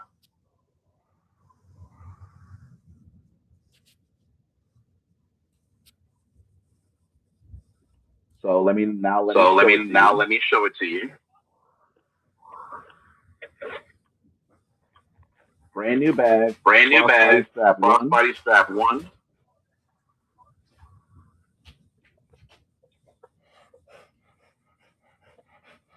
Crossbody strap 2. Casual strap. Dressed up strap. It's a camera bag. Right? But what Connie was talking about when it comes to hitting a customer in the face with that 775. This weighs 1 pound. With the straps. It's 1 pound. Technically, it should be 775. Because it's 1 pound. But if the person doesn't know you, new to your stream, what's the likelihood of them actually bidding on this? Starting at $17.75. Slim to none. Right. So I do the reduced shipping. I don't recommend anyone doing unless you know shipping. In my stream, I would start with $5 with my $5 shipping, which would be a total of $10. That's an easier step in, and hoping that there's enough interest and it's cute enough, people will bid it up. Right. But the easiest step in is to start off with smaller items, lighter weights that eats up part of their shipping. So by the time you get to that $10 item, they're already either at free shipping or have very little shipping left. Then you are more likely to sell it. And this is where that runs into a problem. Most people have charm in this category. Have charms, right? So they want to run a charm that's I don't have a charm. Regular charm. For $1 or $2. Plus $3.75. $5 for a charm. Is that charm worth that? They're going to run a compact for $1. And it still costs you $3. So you have to find something of value greater than perceived value. That's greater than what you're running it for. Right. Meg asked, do I promote the show? I take it you mean, did I promote my shows this weekend? The only way I promoted my shows was I did put a notification up on Facebook, but I create thumbnails that are genuine. I don't create AI thumbnails or like bobblehead thumbnails or cartoony type thumbnails. I create real thumbnails. And for the shows that I did this weekend, I created one thumbnail for Saturday and one for Sunday because I knew exactly what I was going to do on each day. And those thumbnails showed a clear indication of exactly what products were going to be in that show. And it had descriptions written around both sides of it. That went up on my YouTube channel. All right. I had that preset up like 10 days before so everybody could see it. And then I also put the same thing up on Facebook, and not just to my friends, but open to the public, which was a big draw. And I do that with every single live stream that I do. Typically on Wednesdays and Sundays, I do recorded videos. Every Wednesday, like tomorrow, I'll be doing a recorded video. But when I do my live streams, I always do a custom thumbnail with the product and I post it. I don't do TT. I don't do Insta. I don't do those other places. And obviously I don't sell on Whatnot. Though Darla does a really good job of promoting my channel. And a lot of the other shops that I've been to, when I come in, like if I stop in Carla's shop, she'll automatically stop and just promote me and talk about my channel. So I promote through my friends on Whatnot, but I also promote through Facebook and other ways. So if that helps. The equivalent for Whatnot are your scheduled shows. Right. And thumbnails and your title is everything. If you have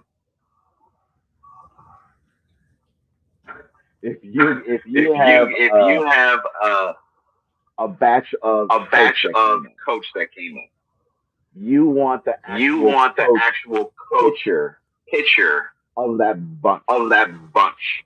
You don't want an AI version of that bunch. Right. When a buyer, and maybe kind of you can talk to this. When you see an AI thumbnail versus an actual thumbnail, what goes through your head as a buyer? What room are you going to go into and why? Okay. If I see one that has an actual and one that has an AI, I'm going into the actual room because I can see actually what I have a chance to buy, what they're offering. AI could just be generated pictures of any kind of bags, any kind of items that have absolutely nothing to do with what's in that shop. The person on the cover is not the person that I'm going to see in the shop. And I can't tell you how many times I look at a thumbnail that's AI and it's got an image of somebody on the front of it, but that's not the person who's the presenter. So I stay away from the shops. Unless they're shops I'm already familiar with, I stay away from the shops that aren't being honest and aren't being realistic in showing me what it is they have to sell.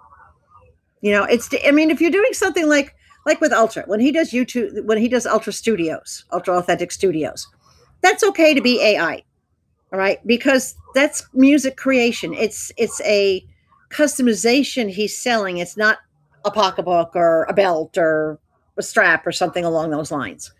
It's got to be, there's no way for that. How would you even make that real other than maybe him sitting behind the studio, but right? So hopefully you guys can understand what, where the attraction is. As I said in the beginning, buyers are very visual. We are attracted to reality. We want the real deal. We want to see the real items. We want to know what we're going into this shop for and what we can expect. Does your thumbnail say random pulls? Does it say, like with Ultra, he'll say running these bags or seller support or something maybe a little bit different on those lines. But the thumbnail lets you know what you're in for if you go into that shop. And to me, that's a necessity. I just think that's a very reasonable thing to expect. Could be wrong. Helen, I sold my items on YouTube. I do not sell on Whatnot anymore whatsoever. And the only way I ever did sell any of my items was when Darla had her show, Darla Weatherspoon 1. She had some of my items and she sold them through her show. But we did it as I was her supplier. I was her source, one of her sources. and then she sold the items on Whatnot. But no, I'm exclusively on YouTube, exclusively. And I do have community posts that I put up when something's going on. But no, you can't promote other sites. You know, when people promote me, they don't promote the site. They don't promote the site I'm on. They're promoting me because I'm not competition for them. Nobody that I've gone into does what I do. And everybody does say, hey, you know, Connie does reviews. If you want your Whatnot shop reviewed, get in touch with Connie and she'll review you. And I do 3 different types of reviews. I do review with purchase of product. That's one review. When I spend my own money and I purchase from your shop, I typically will watch your shows from beginning to end at least 5 or 6 times on different days of the week to try to get a good feel on how you do things and what your shop is about. And then I will make a purchase. That's number 1. Number 2 is a review without purchase, which means I will not buy from your shop, but I will watch your show anywhere from 8 to 10 times. And then based on what I am seeing, what I am hearing, what I am watching on the screen, that it tells me what my shipping would be if I did bid, what the items are going for, I do a review without purchase. And the third thing is I do collaborations. Just like I would with anybody else that might send me a product and say, hey, we'll give you this product for free. You do a review on your channel of it to help promote us. I will also do that for Whatnot Shop. So I do 3 different types, but all 3 types I don't charge you for. And the first 2 types, you never know. Yeah, you never know what I'm doing. I didn't know she reviewed me until she came into my show after the review was done. And said, you may want to go check my job because I didn't review you. I'm like, what? I'm like, who is this girl? I'm like, who is this girl? And Helen, when I met everyone. Yeah, Helen, I do not ever do a show on Whatnot. I do have a seller's account. I want you to understand that, guys. I do have a seller's account.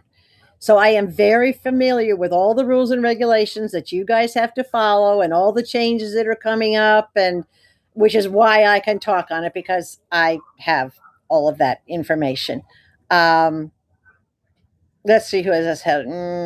I came here to talk about the buying triggers on Whatnot. Right. Okay. Any other questions? Do you ever give bad reviews? Or do you just say nothing? Absolutely. Do you just say nothing?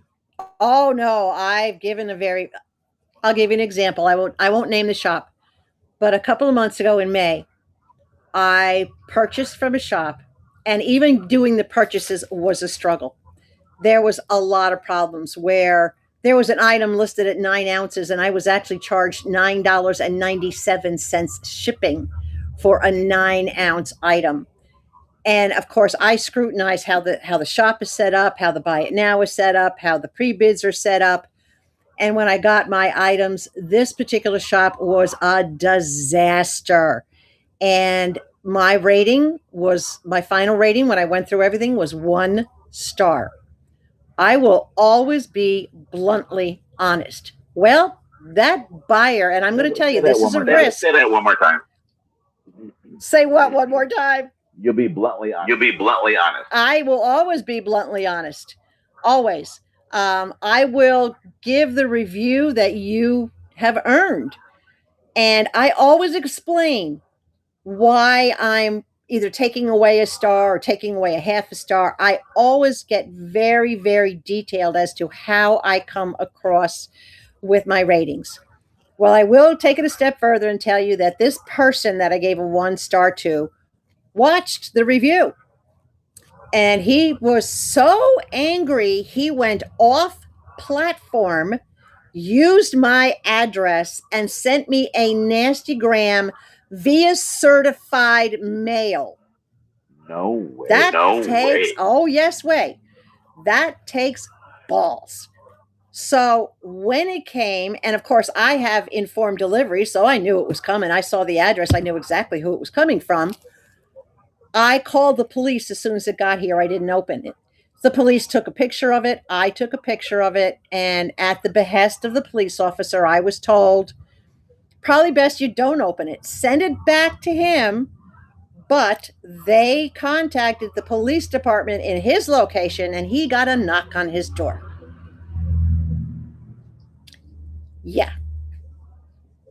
So it's very dangerous doing. Type of response. It's but the thing is, and I agree with the police officer, if that letter goes back unopened, he's going to go, shh, I dodged a bullet, until the police actually knocked on his door and said, no, you didn't.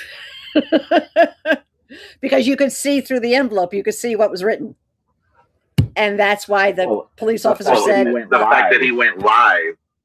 And he went live the very next night and got all over my cast. He brought his negative attitude and his little upsetted butt into his show and destroyed his own show the next night. Yeah. Guys. All right, so guys, let's open it up. We're at 7:27. Connie is here for you. She has the experience, guys. Ask your questions away. Well, I think I just answered Helen's about giving bad reviews. Helen, you got a 5-star review. Meg got a 5-star review. Ultra got a 5-star review. Darla got a 3-star review because she was new. So then when do your honest review, do you reach out to the seller if there's an issue first? If this... I'm not sure how to explain that to you. Let me put it this way. When I opened my order and I saw that there were issues with it, yes, I did immediately reach out to the seller about that order. And I did have communications with the seller prior to receiving the order about the concerns I had regarding the overpayment on the shipping, the incorrect weights, the charge amount based on the weight. I did communicate with him, and that was all documented in the Whatnot chat that we all use. So yes, I did reach out to him first. He knew there was a problem. And I told him, I'm going to review you based on my experience, my firsthand experience, what I witnessed, what I saw, my interactions. It's all based on me. It's not based on opinion. It's based on facts. And even during that review, I presented facts. I held up the receipt showing the overcharge. I held up the receipt showing the false pre-bid that I never entered. But somehow my name was tied to a pre-bid and I never put one in. So I had everything documented. I went to Whatnot's Trust and Safety and filed a complaint through Trust and Safety. And then I filed a second complaint when I got that certified letter, and he had seriously violated regulations, used my address well after my business with him was over with. And he sent me a personal nastygram. Oh snap.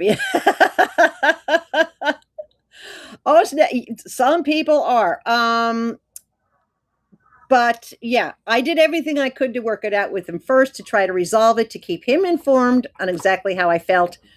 Because that's me being honest. I'm going to do that. And I do that with everybody. If I have a problem with anything, and Carla, I'm going to use you as an example.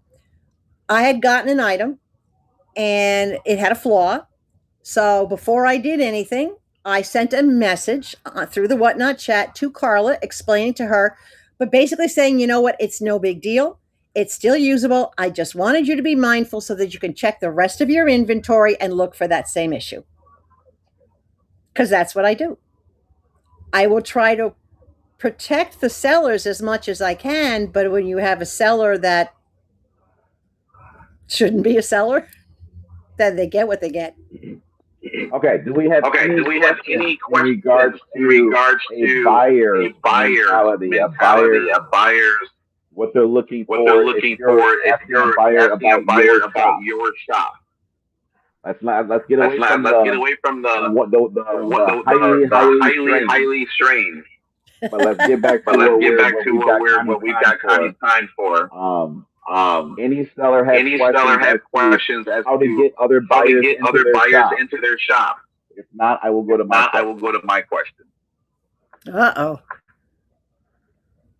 Why do I feel I'm about to be judged? You're not. How many days a week? All right. Helen says, how many days a week should we go on for real growth? I think that's actually more of a Jesse question.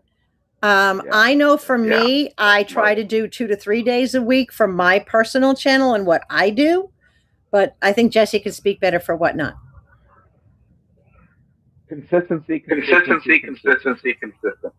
That's all I can tell you. That's all I can tell you. Go on as often as you can. Where you feel the best that you can go on. If you can only go on once a week, twice a week, stick to it. And make it a time that you always come on at those times. You will grow. Just 1 day a week. You don't have to be on here 5 days a week. So you just got to let your people know when they can come see you. And I love that about shops that are consistent, because if I know, like I know every Tuesday night with Jesse is seller support. And I know typically Thursday nights with another shop is a dog show and Sunday nights is a jewelry show. I know where I want to be because they're consistent with their shows. V-World. Okay. V-World #1. Thank you for the compliment. I appreciate that. Not bad for 70 years old, huh?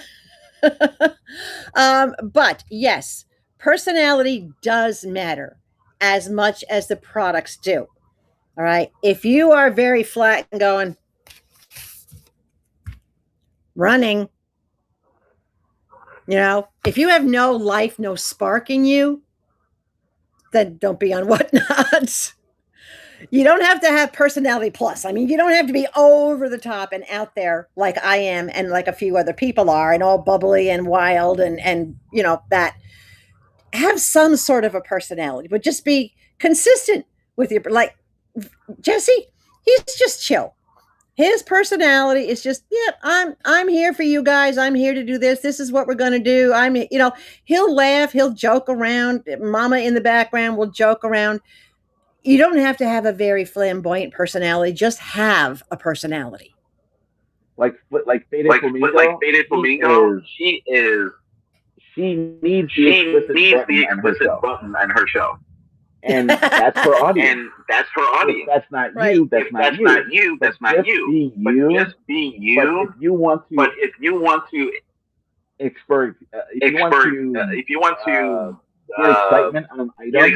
on an item, you can't be like, it's running, y'all. Do you want to swipe it or not? Do you want it? No, I don't want it. You're not happy about it. No, I don't want it. You're not happy about it holding it. Why would I be happy about it? Right.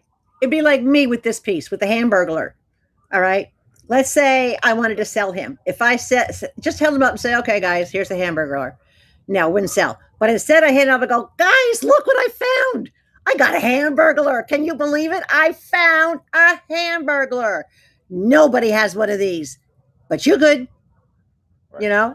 It's like, is that not better than just saying, okay, guys, here, I'm running this. So yeah, you don't have to have a really, go ahead, Jesse. I want people to really understand 625,000 people that find Whatnot every day. Right. They find it. They want an experience. They don't need anything that we're selling here. I said they don't need. They may want right. what we have. But you have to make it an experience. Either it be through your personality, either it be what you're offering. You have to understand that. When you sit there as a seller and say, what do you want to see? They're like, nothing. I don't need nothing. But if you say, damn, this Avengers hammer is the best thing that is out there. Have you guys even seen one before? I know you haven't because it took me forever to find this. This is going to be running for $3. That's different than this thing. Or go look in the shop. Let me know what you want. I'm not going to go look in the shop. How many of you guys go look in the shop when you're told? Nope. No one. You have to show me. What I want. You are the business owner.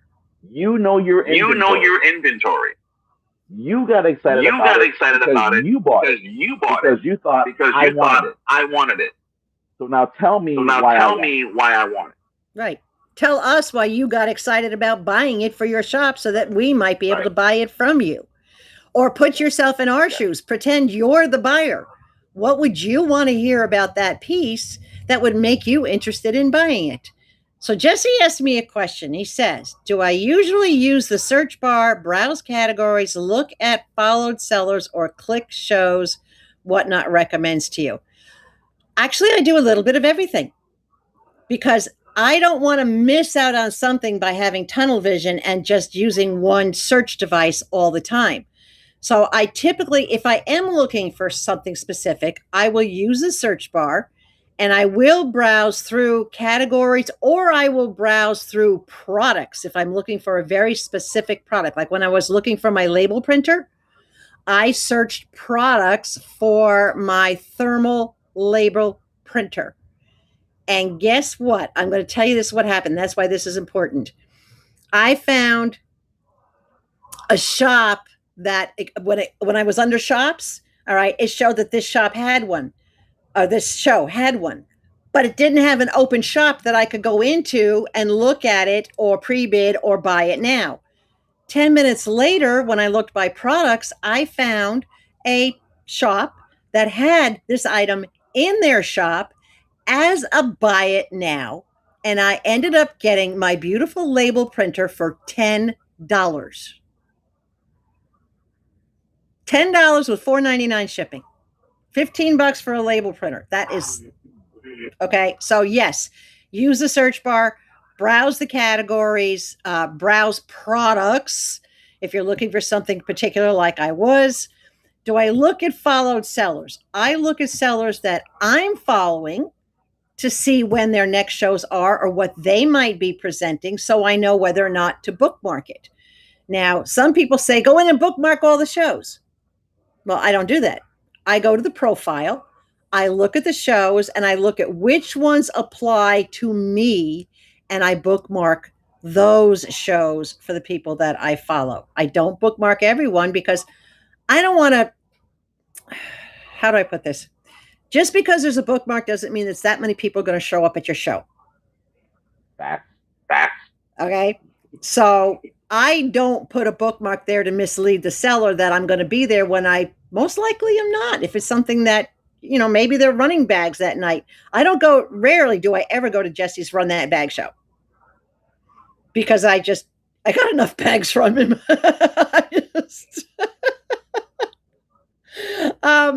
But yeah, so to me, it doesn't do any good to bookmark every single show. Bookmark the shows you're interested in, even for yourself. All right, so that's what I do.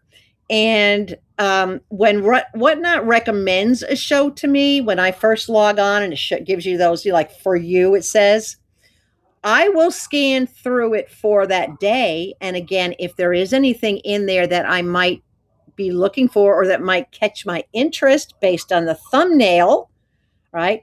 If I go into the shop and I say, oh, they've got a shop loaded, let me see what's in their shop, then I might bookmark it and go into it based on Whatnot recommended to me. But I still have to do that little bit of homework first before I do that.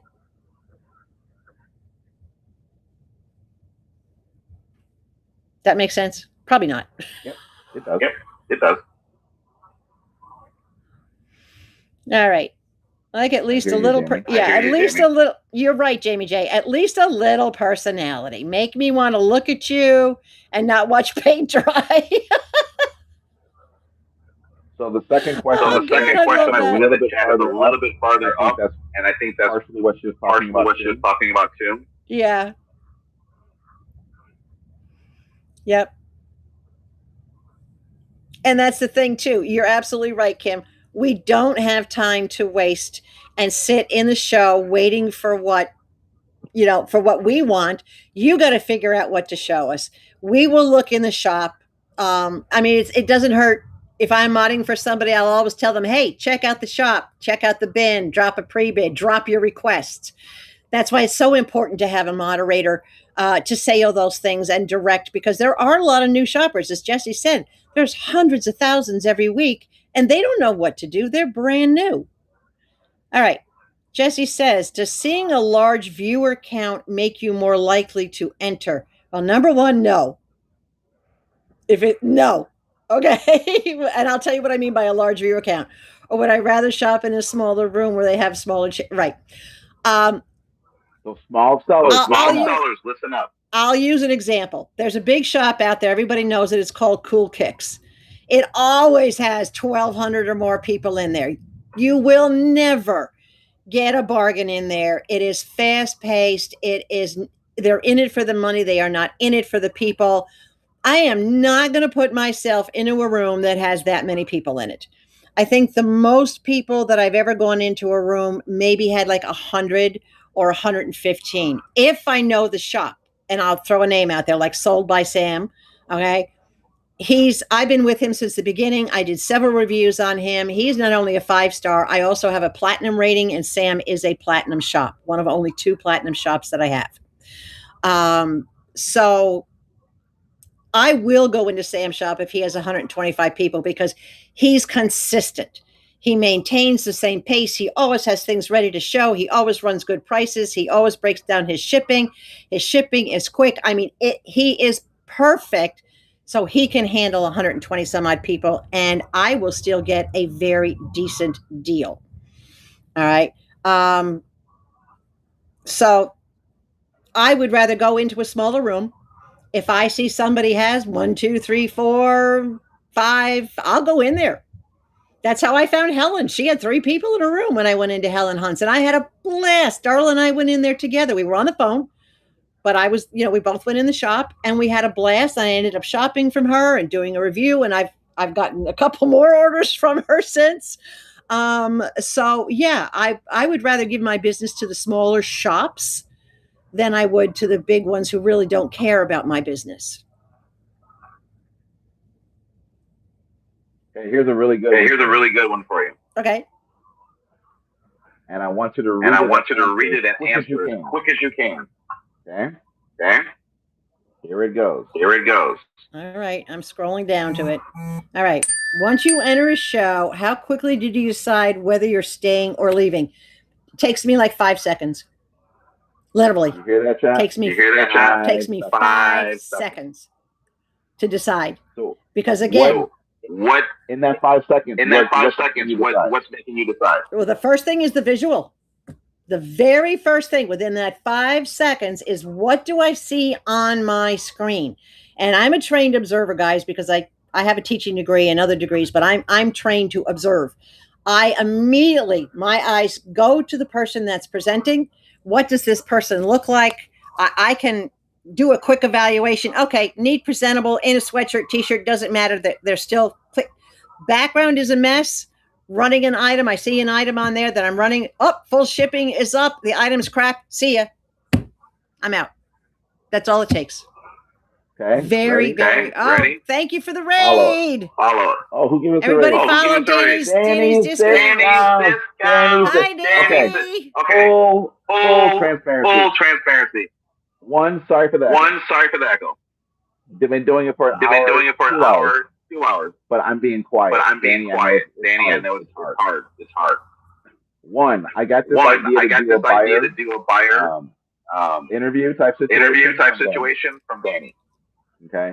So Danny's raid get in there for a chance to win. Everybody get in that giveaway. Card. Okay. All right. Here's your follow-up question. All right. Hold on a second. I want to answer Well All Right's question. She says, have you been to one of my shows? Just curious. Actually, girl, I've been to 4 of your shows so far. You're on the list. She is on my list. She's on my list along with, Helen, who's the one you referred me to. Don't tell her. I'm not going to tell her. But yes, Well All Right, yes. I have, so far from beginning to end, I have watched 4 of your shows. And I will tell you that not for the next couple of weeks, but probably coming soon, because I go into these shows on the DL. I want people to be themselves. I don't want them to know I'm in the room. Okay. And I just sit back and I observe and I take notes. I will be going into your shop with the intent to purchase. And when I do, yeah, you'll be getting a review. I believe Simply D may be on that list too. I already did Simply D. Simply D has already had a review from me, and I have bought several follow-up purchases from her on a regular basis, and I moderate for her from time to time. So I'm sure she scored well. Well, she scored well before I moderated for her. Simply D did get 5 stars. Yes, she did. Yeah, she did. All right, so can you let the chat know? Because I'm echoing what we're doing, and who you are. Okay, for those of you that just came in, my name is Connie. On here, you see me as Connie Conn. It's Konnee, which is my real name, and that's how it's spelled. And then Whatnot, put the KON on the end of it. I am a buyer on Whatnot. I do not sell anything at any time on Whatnot. However, I am a reviewer of marketplaces, and I have a YouTube channel called Connie's Little Corner. I specifically make purchases at Whatnot, Temu, Shein, Posh, Amazon, wherever. And when I get those items, I review to find out, was it worth the price? Did I get a good value? How was the shipping? How was the communication? How was the customer service? I literally evaluate everything about that shop and then make a recommendation to my viewers, which is just shy of 4,000. I'm literally only maybe 20 or 30 people away from hitting 4,000.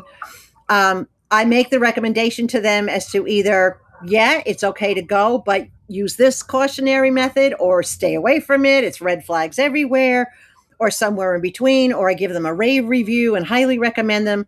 So I kind of do that review, that buyer beware. I give that information and I educate the public among a whole bunch of other things that I do on my channel. But that's what I'm here to talk about, is what are buyers, because I'm a big buyer on Whatnot.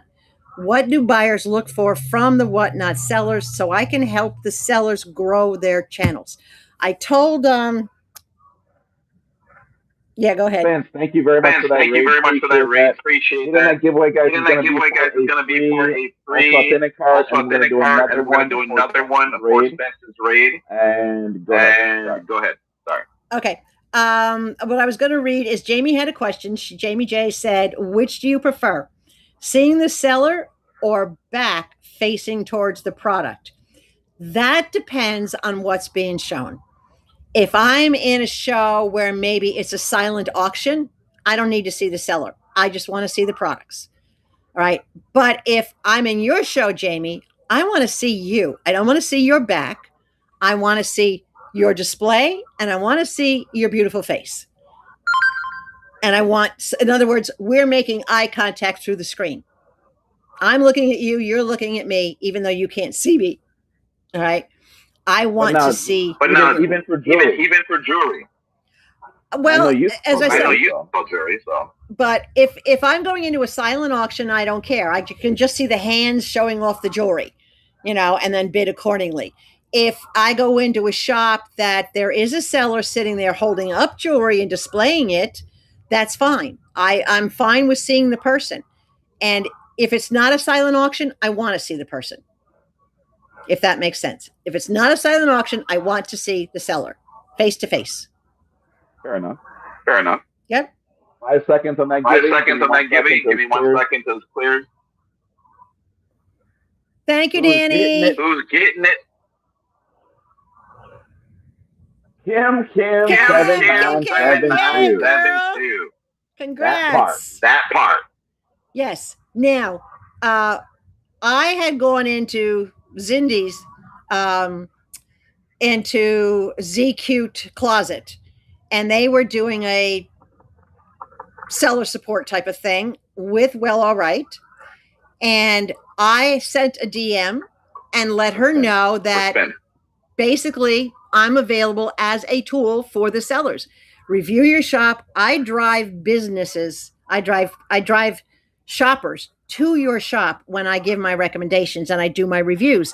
And my people have come to depend on my reviews, and they take them as like the weight of gold.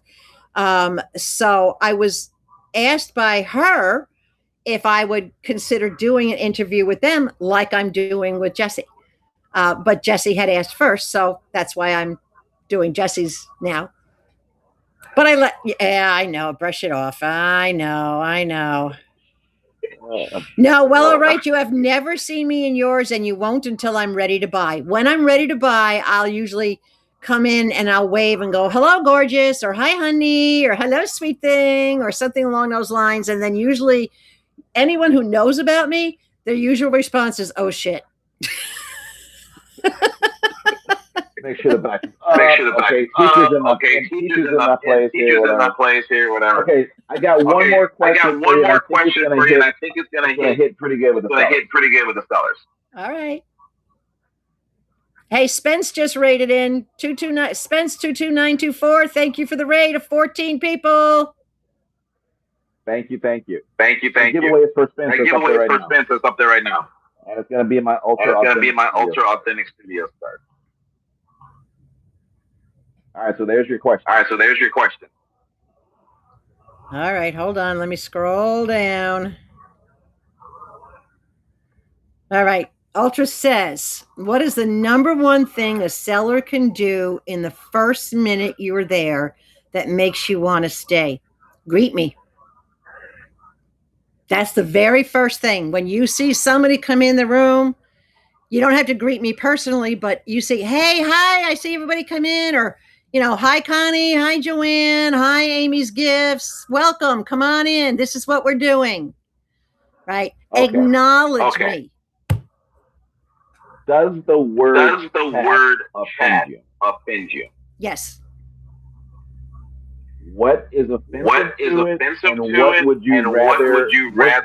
What would be your suggestion for people to call their chat? I personally have an issue with it because I don't see the disrespect. So I'm like, everybody. But I'm here as a salesperson, as a business. If my customer is saying it's offensive, I want to know otherwise. Right. You're stereotyping, you're categorizing everybody as if we're not real people. That's what's offensive about it.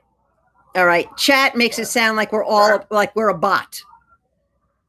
But you can say, instead of saying chat, you can say, well, hey, folks, this is what we're doing, or that's what we're doing. Or do any of you folks have any questions? Or do any of you guys have any questions? Or I'm about to show this, unless anybody wants to drop, a suggestion.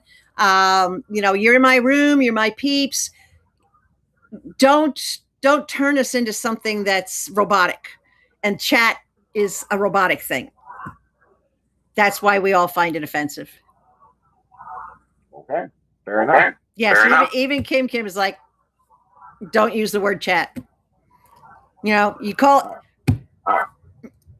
yeah, just That's been a sore subject for like months around the app. But I get it. Right, exactly, Jamie J. Hey, what's up? Jamie J says, what's up, y'all? I say that all the time. Y'all is my favorite phrase. I mean, I'm down here in Southern Alabama, so of course y'all is my favorite phrase. But when I am doing my lives this weekend, I never once used the word chat. I would look and read what somebody said. I'm like, Darla, what did she just say? And I'm like, Denise, what are you talking about? No, you can't do that, Kim. It's just name them. When that's number one, how you get to know your buyers. You making it personal. You're making a connection. When you refer to somebody as chat, you're keeping them at arm's length. You're not making a connection with them.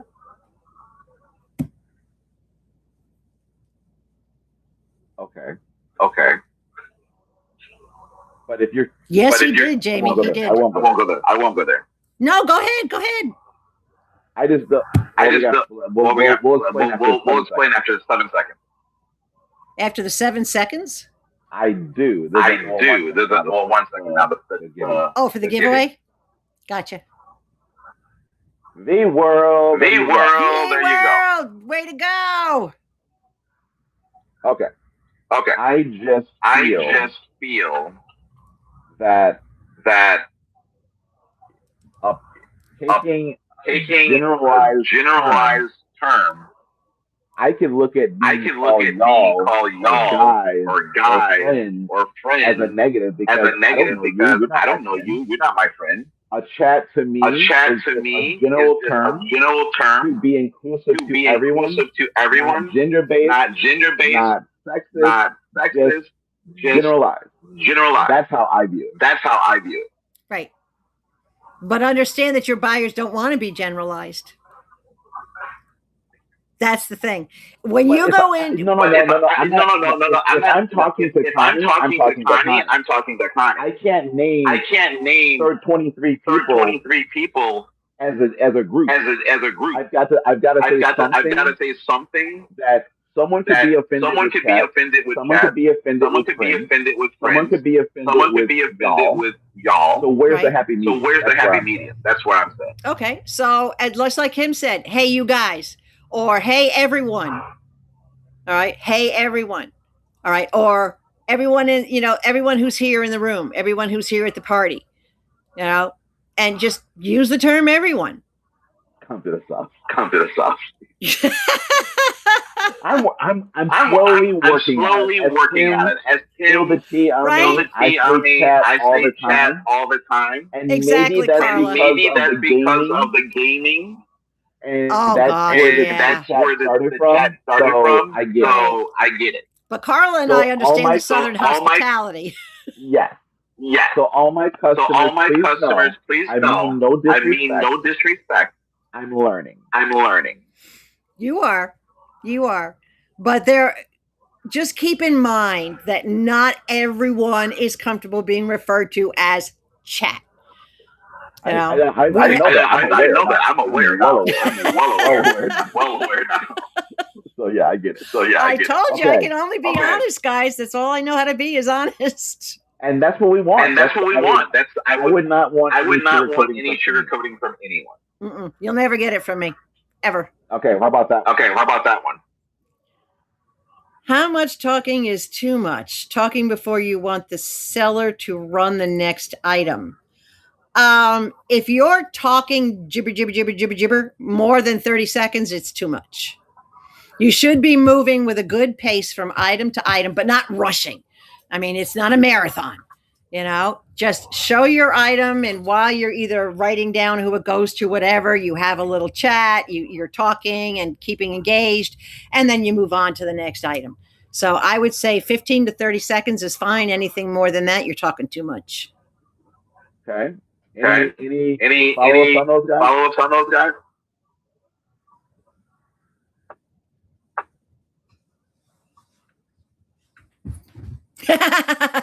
Jamie J, who the frog is? By the way, my Wednesday videos are called What the Frog Wednesdays because I won't drop F-bombs, but so I drop frog bombs. So when I read what Jamie wrote, my brain just went, who the frog is Chad? Instead of chat.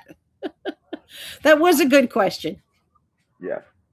All right. Oh, Lord, another question. What makes you trust a seller you've never purchased from before? Review, sales count, presentation, knowledge, honesty. It's not about trust. My very first buy from someone is about intuition, my gut feeling, and willing to give somebody a chance. The trust comes after I make that initial purchase. I receive my items and I realize this person has integrity, right? Because that's what we're looking for. We're all looking for buyers that have integrity, that they're actually presenting the products, that you're going to get what you pay for. So the trust comes later. We all should go by our gut instincts. We look at somebody and right off the bat, we're going to know, are we comfortable with them or not? If we get that, walk away.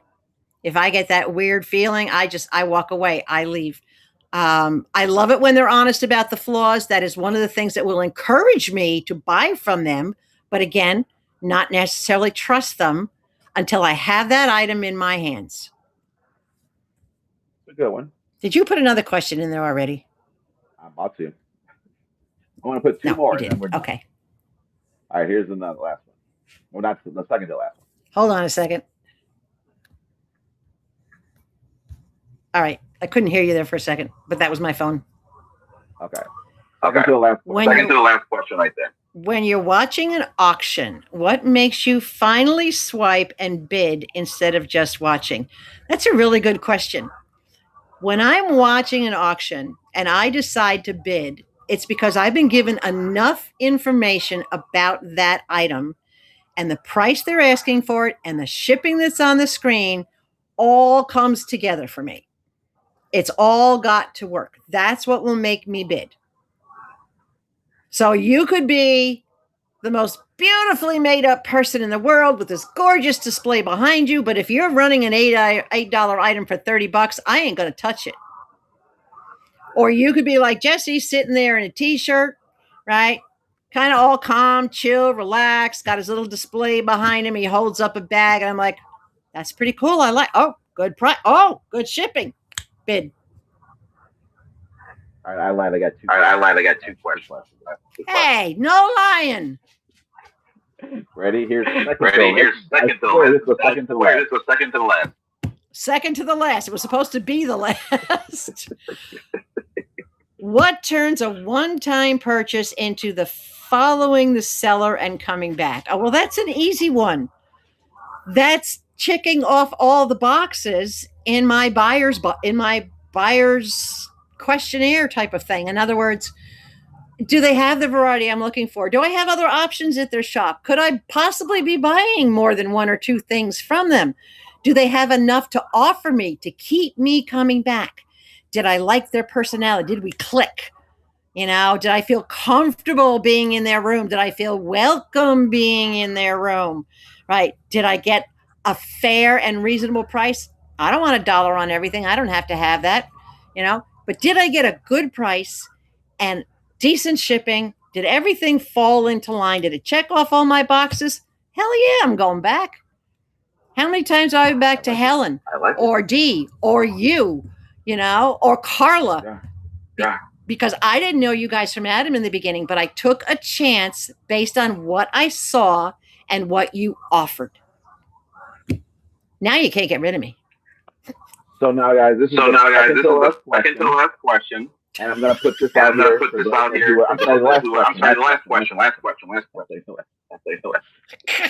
If you found what Connie was saying as worthwhile, I would appreciate it if you could go to her icon on whatnot, and if you want to give her a tip, $1, $5, $10, $20, whatever you guys want to do. I'd appreciate her time. It's just whatever you feel. I'm not pressuring you to do it. If that's what you feel to do, if you feel that the information was great, I would appreciate you doing that. Connie, here is my last question. And then before we go, we're gonna have the chat open up. I'm sorry. We're gonna have our friends. We're going to have the room. You're going to open up the questions to the room. And no, Jesse, in answer to your question, I will not marry you. Wait. Is this John Marble from Tucson? Yeah, Jesse. Yeah. Hold on. Oh, yes. My God. Yes. I have not seen this guy. Hold on. View your profile. I am following you. I have not seen him for ages. Did you come in because of my Facebook post? No, he came in because of me. Because of you. Did you come in because of Connie? God, I love you, my guy. Love you. Wait, who's Brick Bomb? Do I know Brick Bomb too? Nah, he came in because of the Facebook. Me. Okay. All right. I'm following you, John. It's awesome. Okay, Connie. Last question. Honey, you keep saying that, my love. I know. I'm a broken record. All right. If you could, now I have all these witnesses. Everybody in the room says this is the last question. If you could tell every Whatnot seller one thing buyers wish sellers understood, what would it be? Wow. If I could tell a buyer one thing, if I could tell sellers one thing, what would it be? One thing that buyers wish sellers you wish that we always knew and would do as a buyer. I wish that they always knew that I may come into their show, but should not be expected to buy something just because I'm there. That there should be no expectations placed on me for anything in that room. Do not expect me to type into the chat box. Do not expect me to bid. Do not expect me to pre-bid. Do not expect me to buy. All right. Well, come on.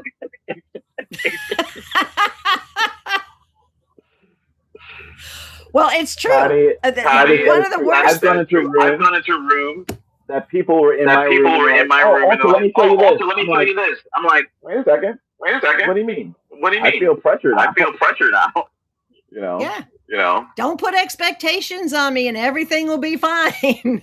But if you start putting expectations on the people that come into your room, don't do it, because you're going to drive people away from you.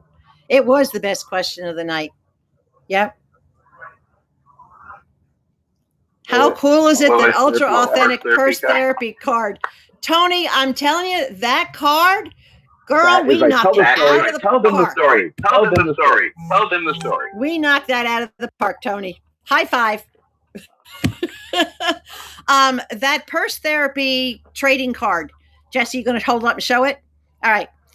We were in a show together, and we got to talking about how Jesse is always doing his $1, and he always calls it Purse Therapy. Well, I immediately got that image in my head. So I put that image in, I typed it in, and Tony saw it, and all of a sudden she disappeared. She wasn't typing, wasn't interacting. She comes back a little while later when we're working on songs, and she says to Jesse, hey, I sent you a DM, check it out. It was that image. She took my thoughts and put them down into a design. And Ultra was so happy with it, he actually had it made into a card for the $1 Purse Therapy. Yeah, so I love it. The team of Tony and Connie rocks. Because Connie's like, we should have Jesse on a couch talking to a purse. Asking like a therapist. Right, as the purse as the therapist. I love it. Yeah, I love it. And then they got the first two off the top. Right. Exactly. We ran two raid givings already. But you want this as a giving? You want this as a giving? You guys want this as a giving? Oh, let them have it as a giving. Brick bomb. There you go. Get in there. There you go. And Darla says I go into rooms to chat and watch the show. She does the exact same things that I do, but she was also a seller on Whatnot. But she still did the same thing when she wanted to buy her stuff, not necessarily purchasing anything. Yep. You need a rare fossil bag in the shop? Well, honey, I have a rare fossil bag, but you can't get it because I got it from Jesse. So guys, I love this. I want to keep doing. I want to keep doing these. I want to bring things that other sellers really need, and not support. I'm not to support each other in terms of teaching people. I think we all are adults and we understand what we understand. But hearing a different perspective is what I like to call it. And it's good to have another perspective. And seeing that I may want this piece of that perspective, that piece of this perspective, put it into my arsenal. You know. Mm-hmm. So yeah. And I enjoy doing this to help you guys out. That's why I do the reviews. It's not just to help my viewers. It's to drive business to your shops, to give your shops a boost, to promote your shops. So, if you do want a review done, just know that I'm very, very honest about it. Jesse, I don't know if you can do it or not, but I bought an album from Jesse and of the 5 songs. And I believe the 3rd song is called Written in the Stars.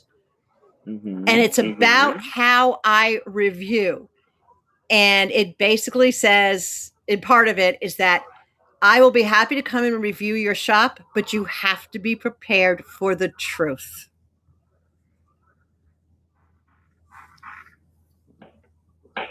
I'm not on OBS. So I got to get my. Oh, okay. So if you do want a review done, just send me a chat through Whatnot.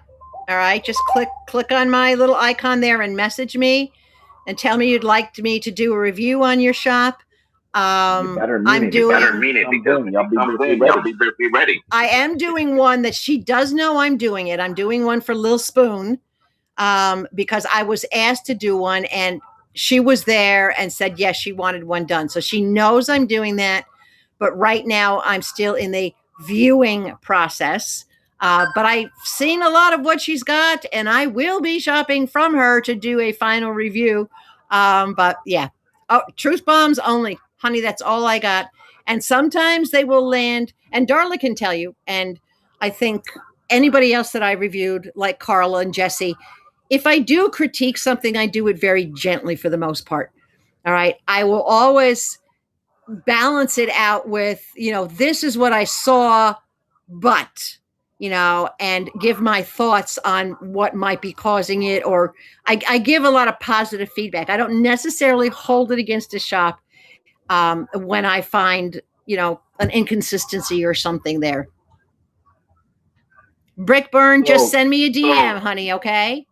Just DM me. Go and follow. Give them where they can follow you. Connie. I want to echo. You can follow me on my YouTube channel, which is Connie's Little Corner, and it's KONNEES. Darla, would you put it in the chat, please? Connie's Little Corner on YouTube. I have playlists specifically, I have a Whatnot playlist. You can go back and look at every one, and I think there's at least 40 of them in there so far, because I'm doing about 3 or 4 of them a month. So there's quite a few on there. But Brickburn, definitely send me a DM through the Whatnot chat, and I will communicate with you about doing that. Anybody else who's interested in having a review done to help? Okay, hon, I'll check it after the show.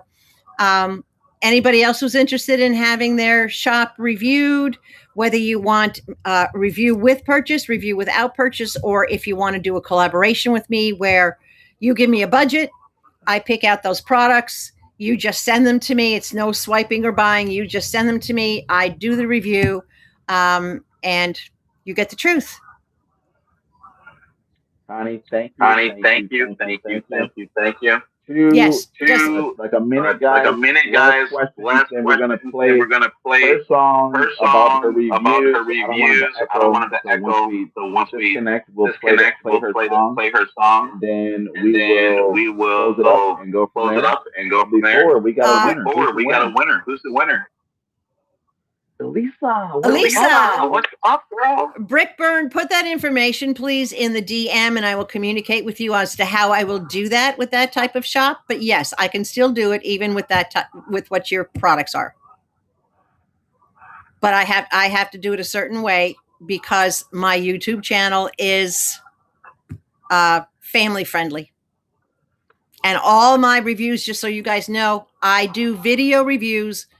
Not live, but I do pre-recorded videos on my YouTube when I do the review so that everybody gets to see them. And then I DM you on Whatnot to let you know your review is ready if you want to see it. And just FYI, for those that are getting these cards, this thing here is an NFC, and you have the phone to it. You put it on my face. Oh, that's pretty cool. Yeah. Any last comments? Any thoughts, Connie? Don't be afraid of change. Don't be afraid to embrace differences and spin yourself outside the box. Don't keep yourself limited, because when you limit yourself, you limit your possibilities. Agreed. Connie, thank you Connie, thank you. for For taking taking 2.5 hours out of two and your a half night hours out of to your come night spend with us. to I come truly, spend with truly, us. truly I truly, appreciate it. truly, So truly thank you for appreciate that. it. So thank you for that. My pleasure. Guys, stick Anytime. around. Guys, stick We're going to around. give you a little We're going to give update you a on little what we're update doing. on what we're doing. Well, all right, and I have Well, a all right, big and I show have a coming up this big show weekend. coming I'm up going this to talk about weekend. that. I'm going to talk about that. While I talk about that, While I I'm going talk to play about that, I'm a going to play song that a May was song made that through May Ultra was made Authentic through Ultra Studios. Authentic Studios. Connie, thank you very much. Connie, thank you very much. You're welcome. Kick me out. All right, you have a good night. All right, you have a good night. All right. Oh, where to go? Hold on. Give me Give me a period. Give him a period. Don't write it. I'll be nice about it this time. All right. All right. Got it. Okay, Connie, thank you very much. Okay, Connie, thank you very much. We will chat with you soon. All right.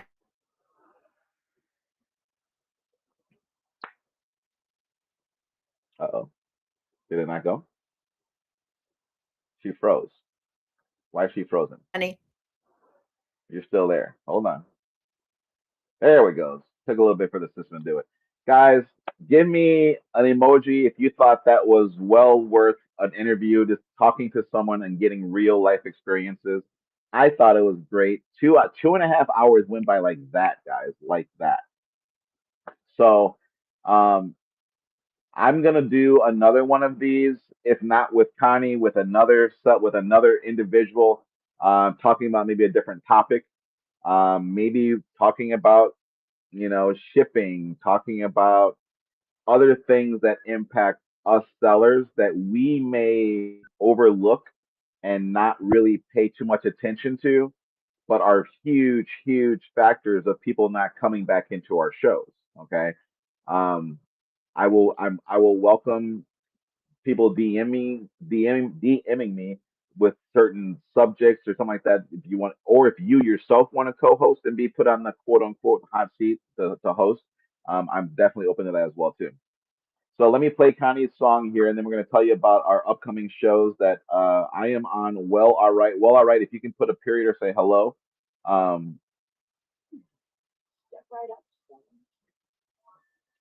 So well, all right, and I are well, all right has a Ray train. If this is too loud, let me know. I don't have my OBS. Is that too loud? Does it break up when I talk? Okay. So, well, all right, and I have a Ray train. Well, I'm sorry. Well, all right has a Ray train that I am on coming Saturday at 4:44, 5 o'clock Mountain Standard Time for me. Is that correct? No, no, no. It's your Ray train. It's your Ray train. Let me just double check this. Let me get to my thing.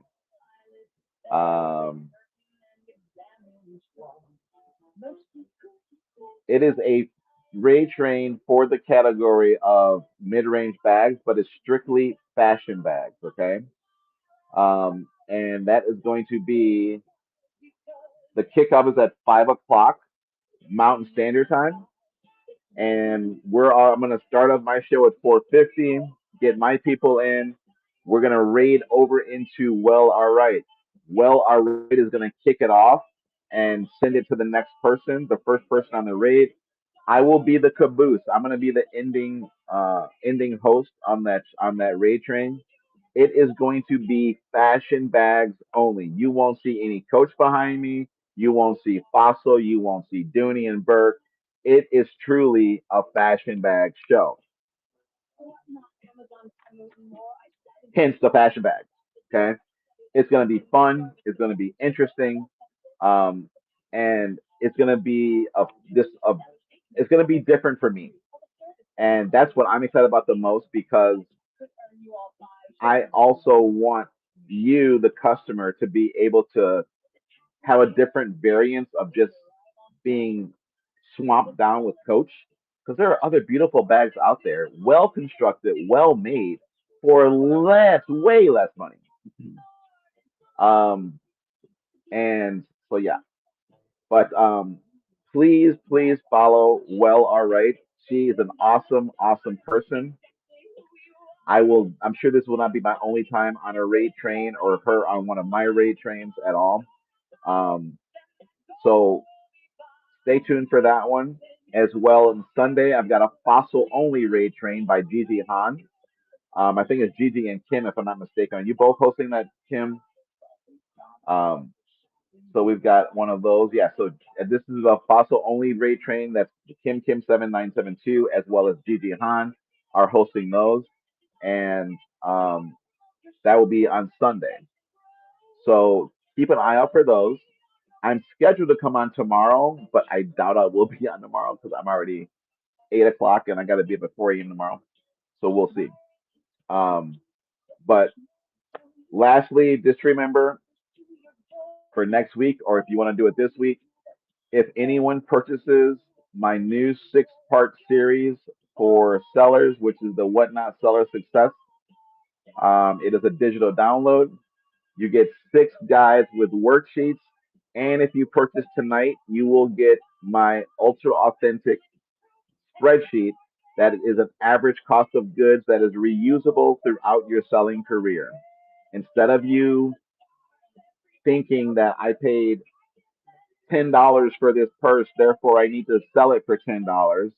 Well, how many other inventory do you have? You probably need to sell this for about $5, $4, because you have other inventory that you can average the cost across. And that's what you need to start doing. My spreadsheet will do that for you. And it gives you the whatnot fees included with it. That way you know exactly what all of your inventory from January until the current month that you have is your average cost per item. Okay. So keep an eye out for Connie Khan. I'm sure she's incognito. I'm sure she's incognito. But if y'all see a swipe in your room for Connie Khan, you just might be on the list. Okay. And it's not a bad list. I don't want to be saying it like it's like, ooh, watch out. It's fun.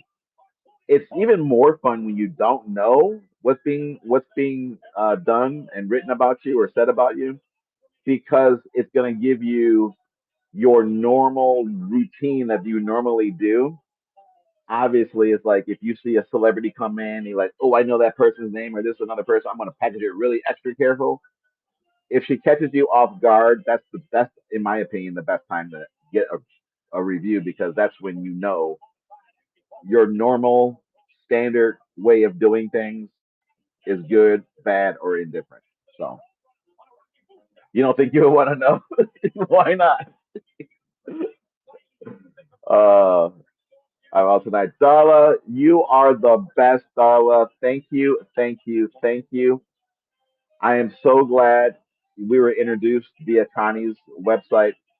So thank you for that. Keep getting better, girl. You are the pit bull in my life. So I love it. The best mod that I've had, Kim, sorry. But you are really good for me, and I appreciate that. And you keep doing it. You keep doing it. Okay. What am I listening to now? Okay. Any questions before we leave, guys? Because we're gonna raid over to my girl Danny's treasure, Danny's discount. Um, and if you are thinking about selling, the mods here will tell you mod for someone, learn the app, mod for someone, and that will get you used to typing faster, learning the system, learning the backsides of the system, um, and going from there. Yeah, bookmark, guys, bookmark and follow everyone in here. These are people that are wanting to make it, are making it, are on their way to making it. Iron sharpens iron. Okay. Everyone in here is synergistically aligned that they all want to improve their game. So we all should be networking amongst one another. Follow each other. Go into their chats. You may not align with me. You may not align with Darla. You may not align with whomever, but you may align with Will All Right. You may align with Jamie J. You know what I'm saying? So still bookmark those people, and when you have time, go into their chats, get a feel for them, just like what kind of does with the reviews. Get a feel for that person that you connect with, and then that's your person. Okay, so Oh, you use my word. I love the alignment. Yeah, yeah. You meant we're not all going to align with one another. Oh, okay. Hold on, Vinny. Hold on, Vinny. You came across as all hearts on the computer, but you came across with a V with the hearts. Send me that, please. Can you send me that? Can you please DM me that? I want that. And thank you. Thank you very much. Thank you, thank you, thank you. All right, guys. Let's see. It's been a great show. Thank you, thank you, thank you. We do this every Tuesday night for those that are new here. Every Tuesday at 5:45 Mountain Standard Time. We may just go over whatnot resources, go over the blog, just talk about the stuff, what have you. I'm always looking for people to co-host and just shoot the crap with. This was my first one doing a full 2 hour interview with Connie. Connie was phenomenal. Thank you again, Connie. Can't praise you enough for that. If you want to rewatch this, it is on my YouTube channel, ultra_authentic. This should be posted probably in about a day or two. I'm not sure how that works. Connie, you would know better than I.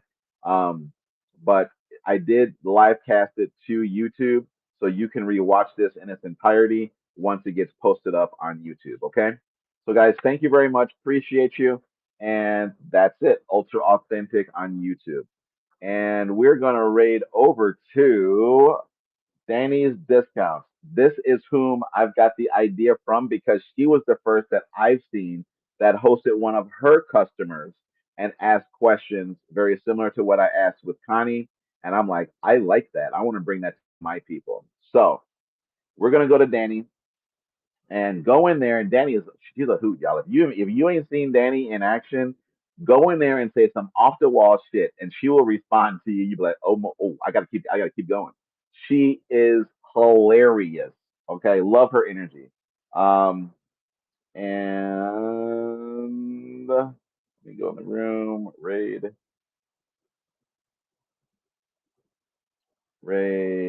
Danny's. Is she still on? She's not on anymore, is she? Hold on. Yes, she is. She's on. We're gonna go to Danny's Discount and go in there and say, what can I say for Danny?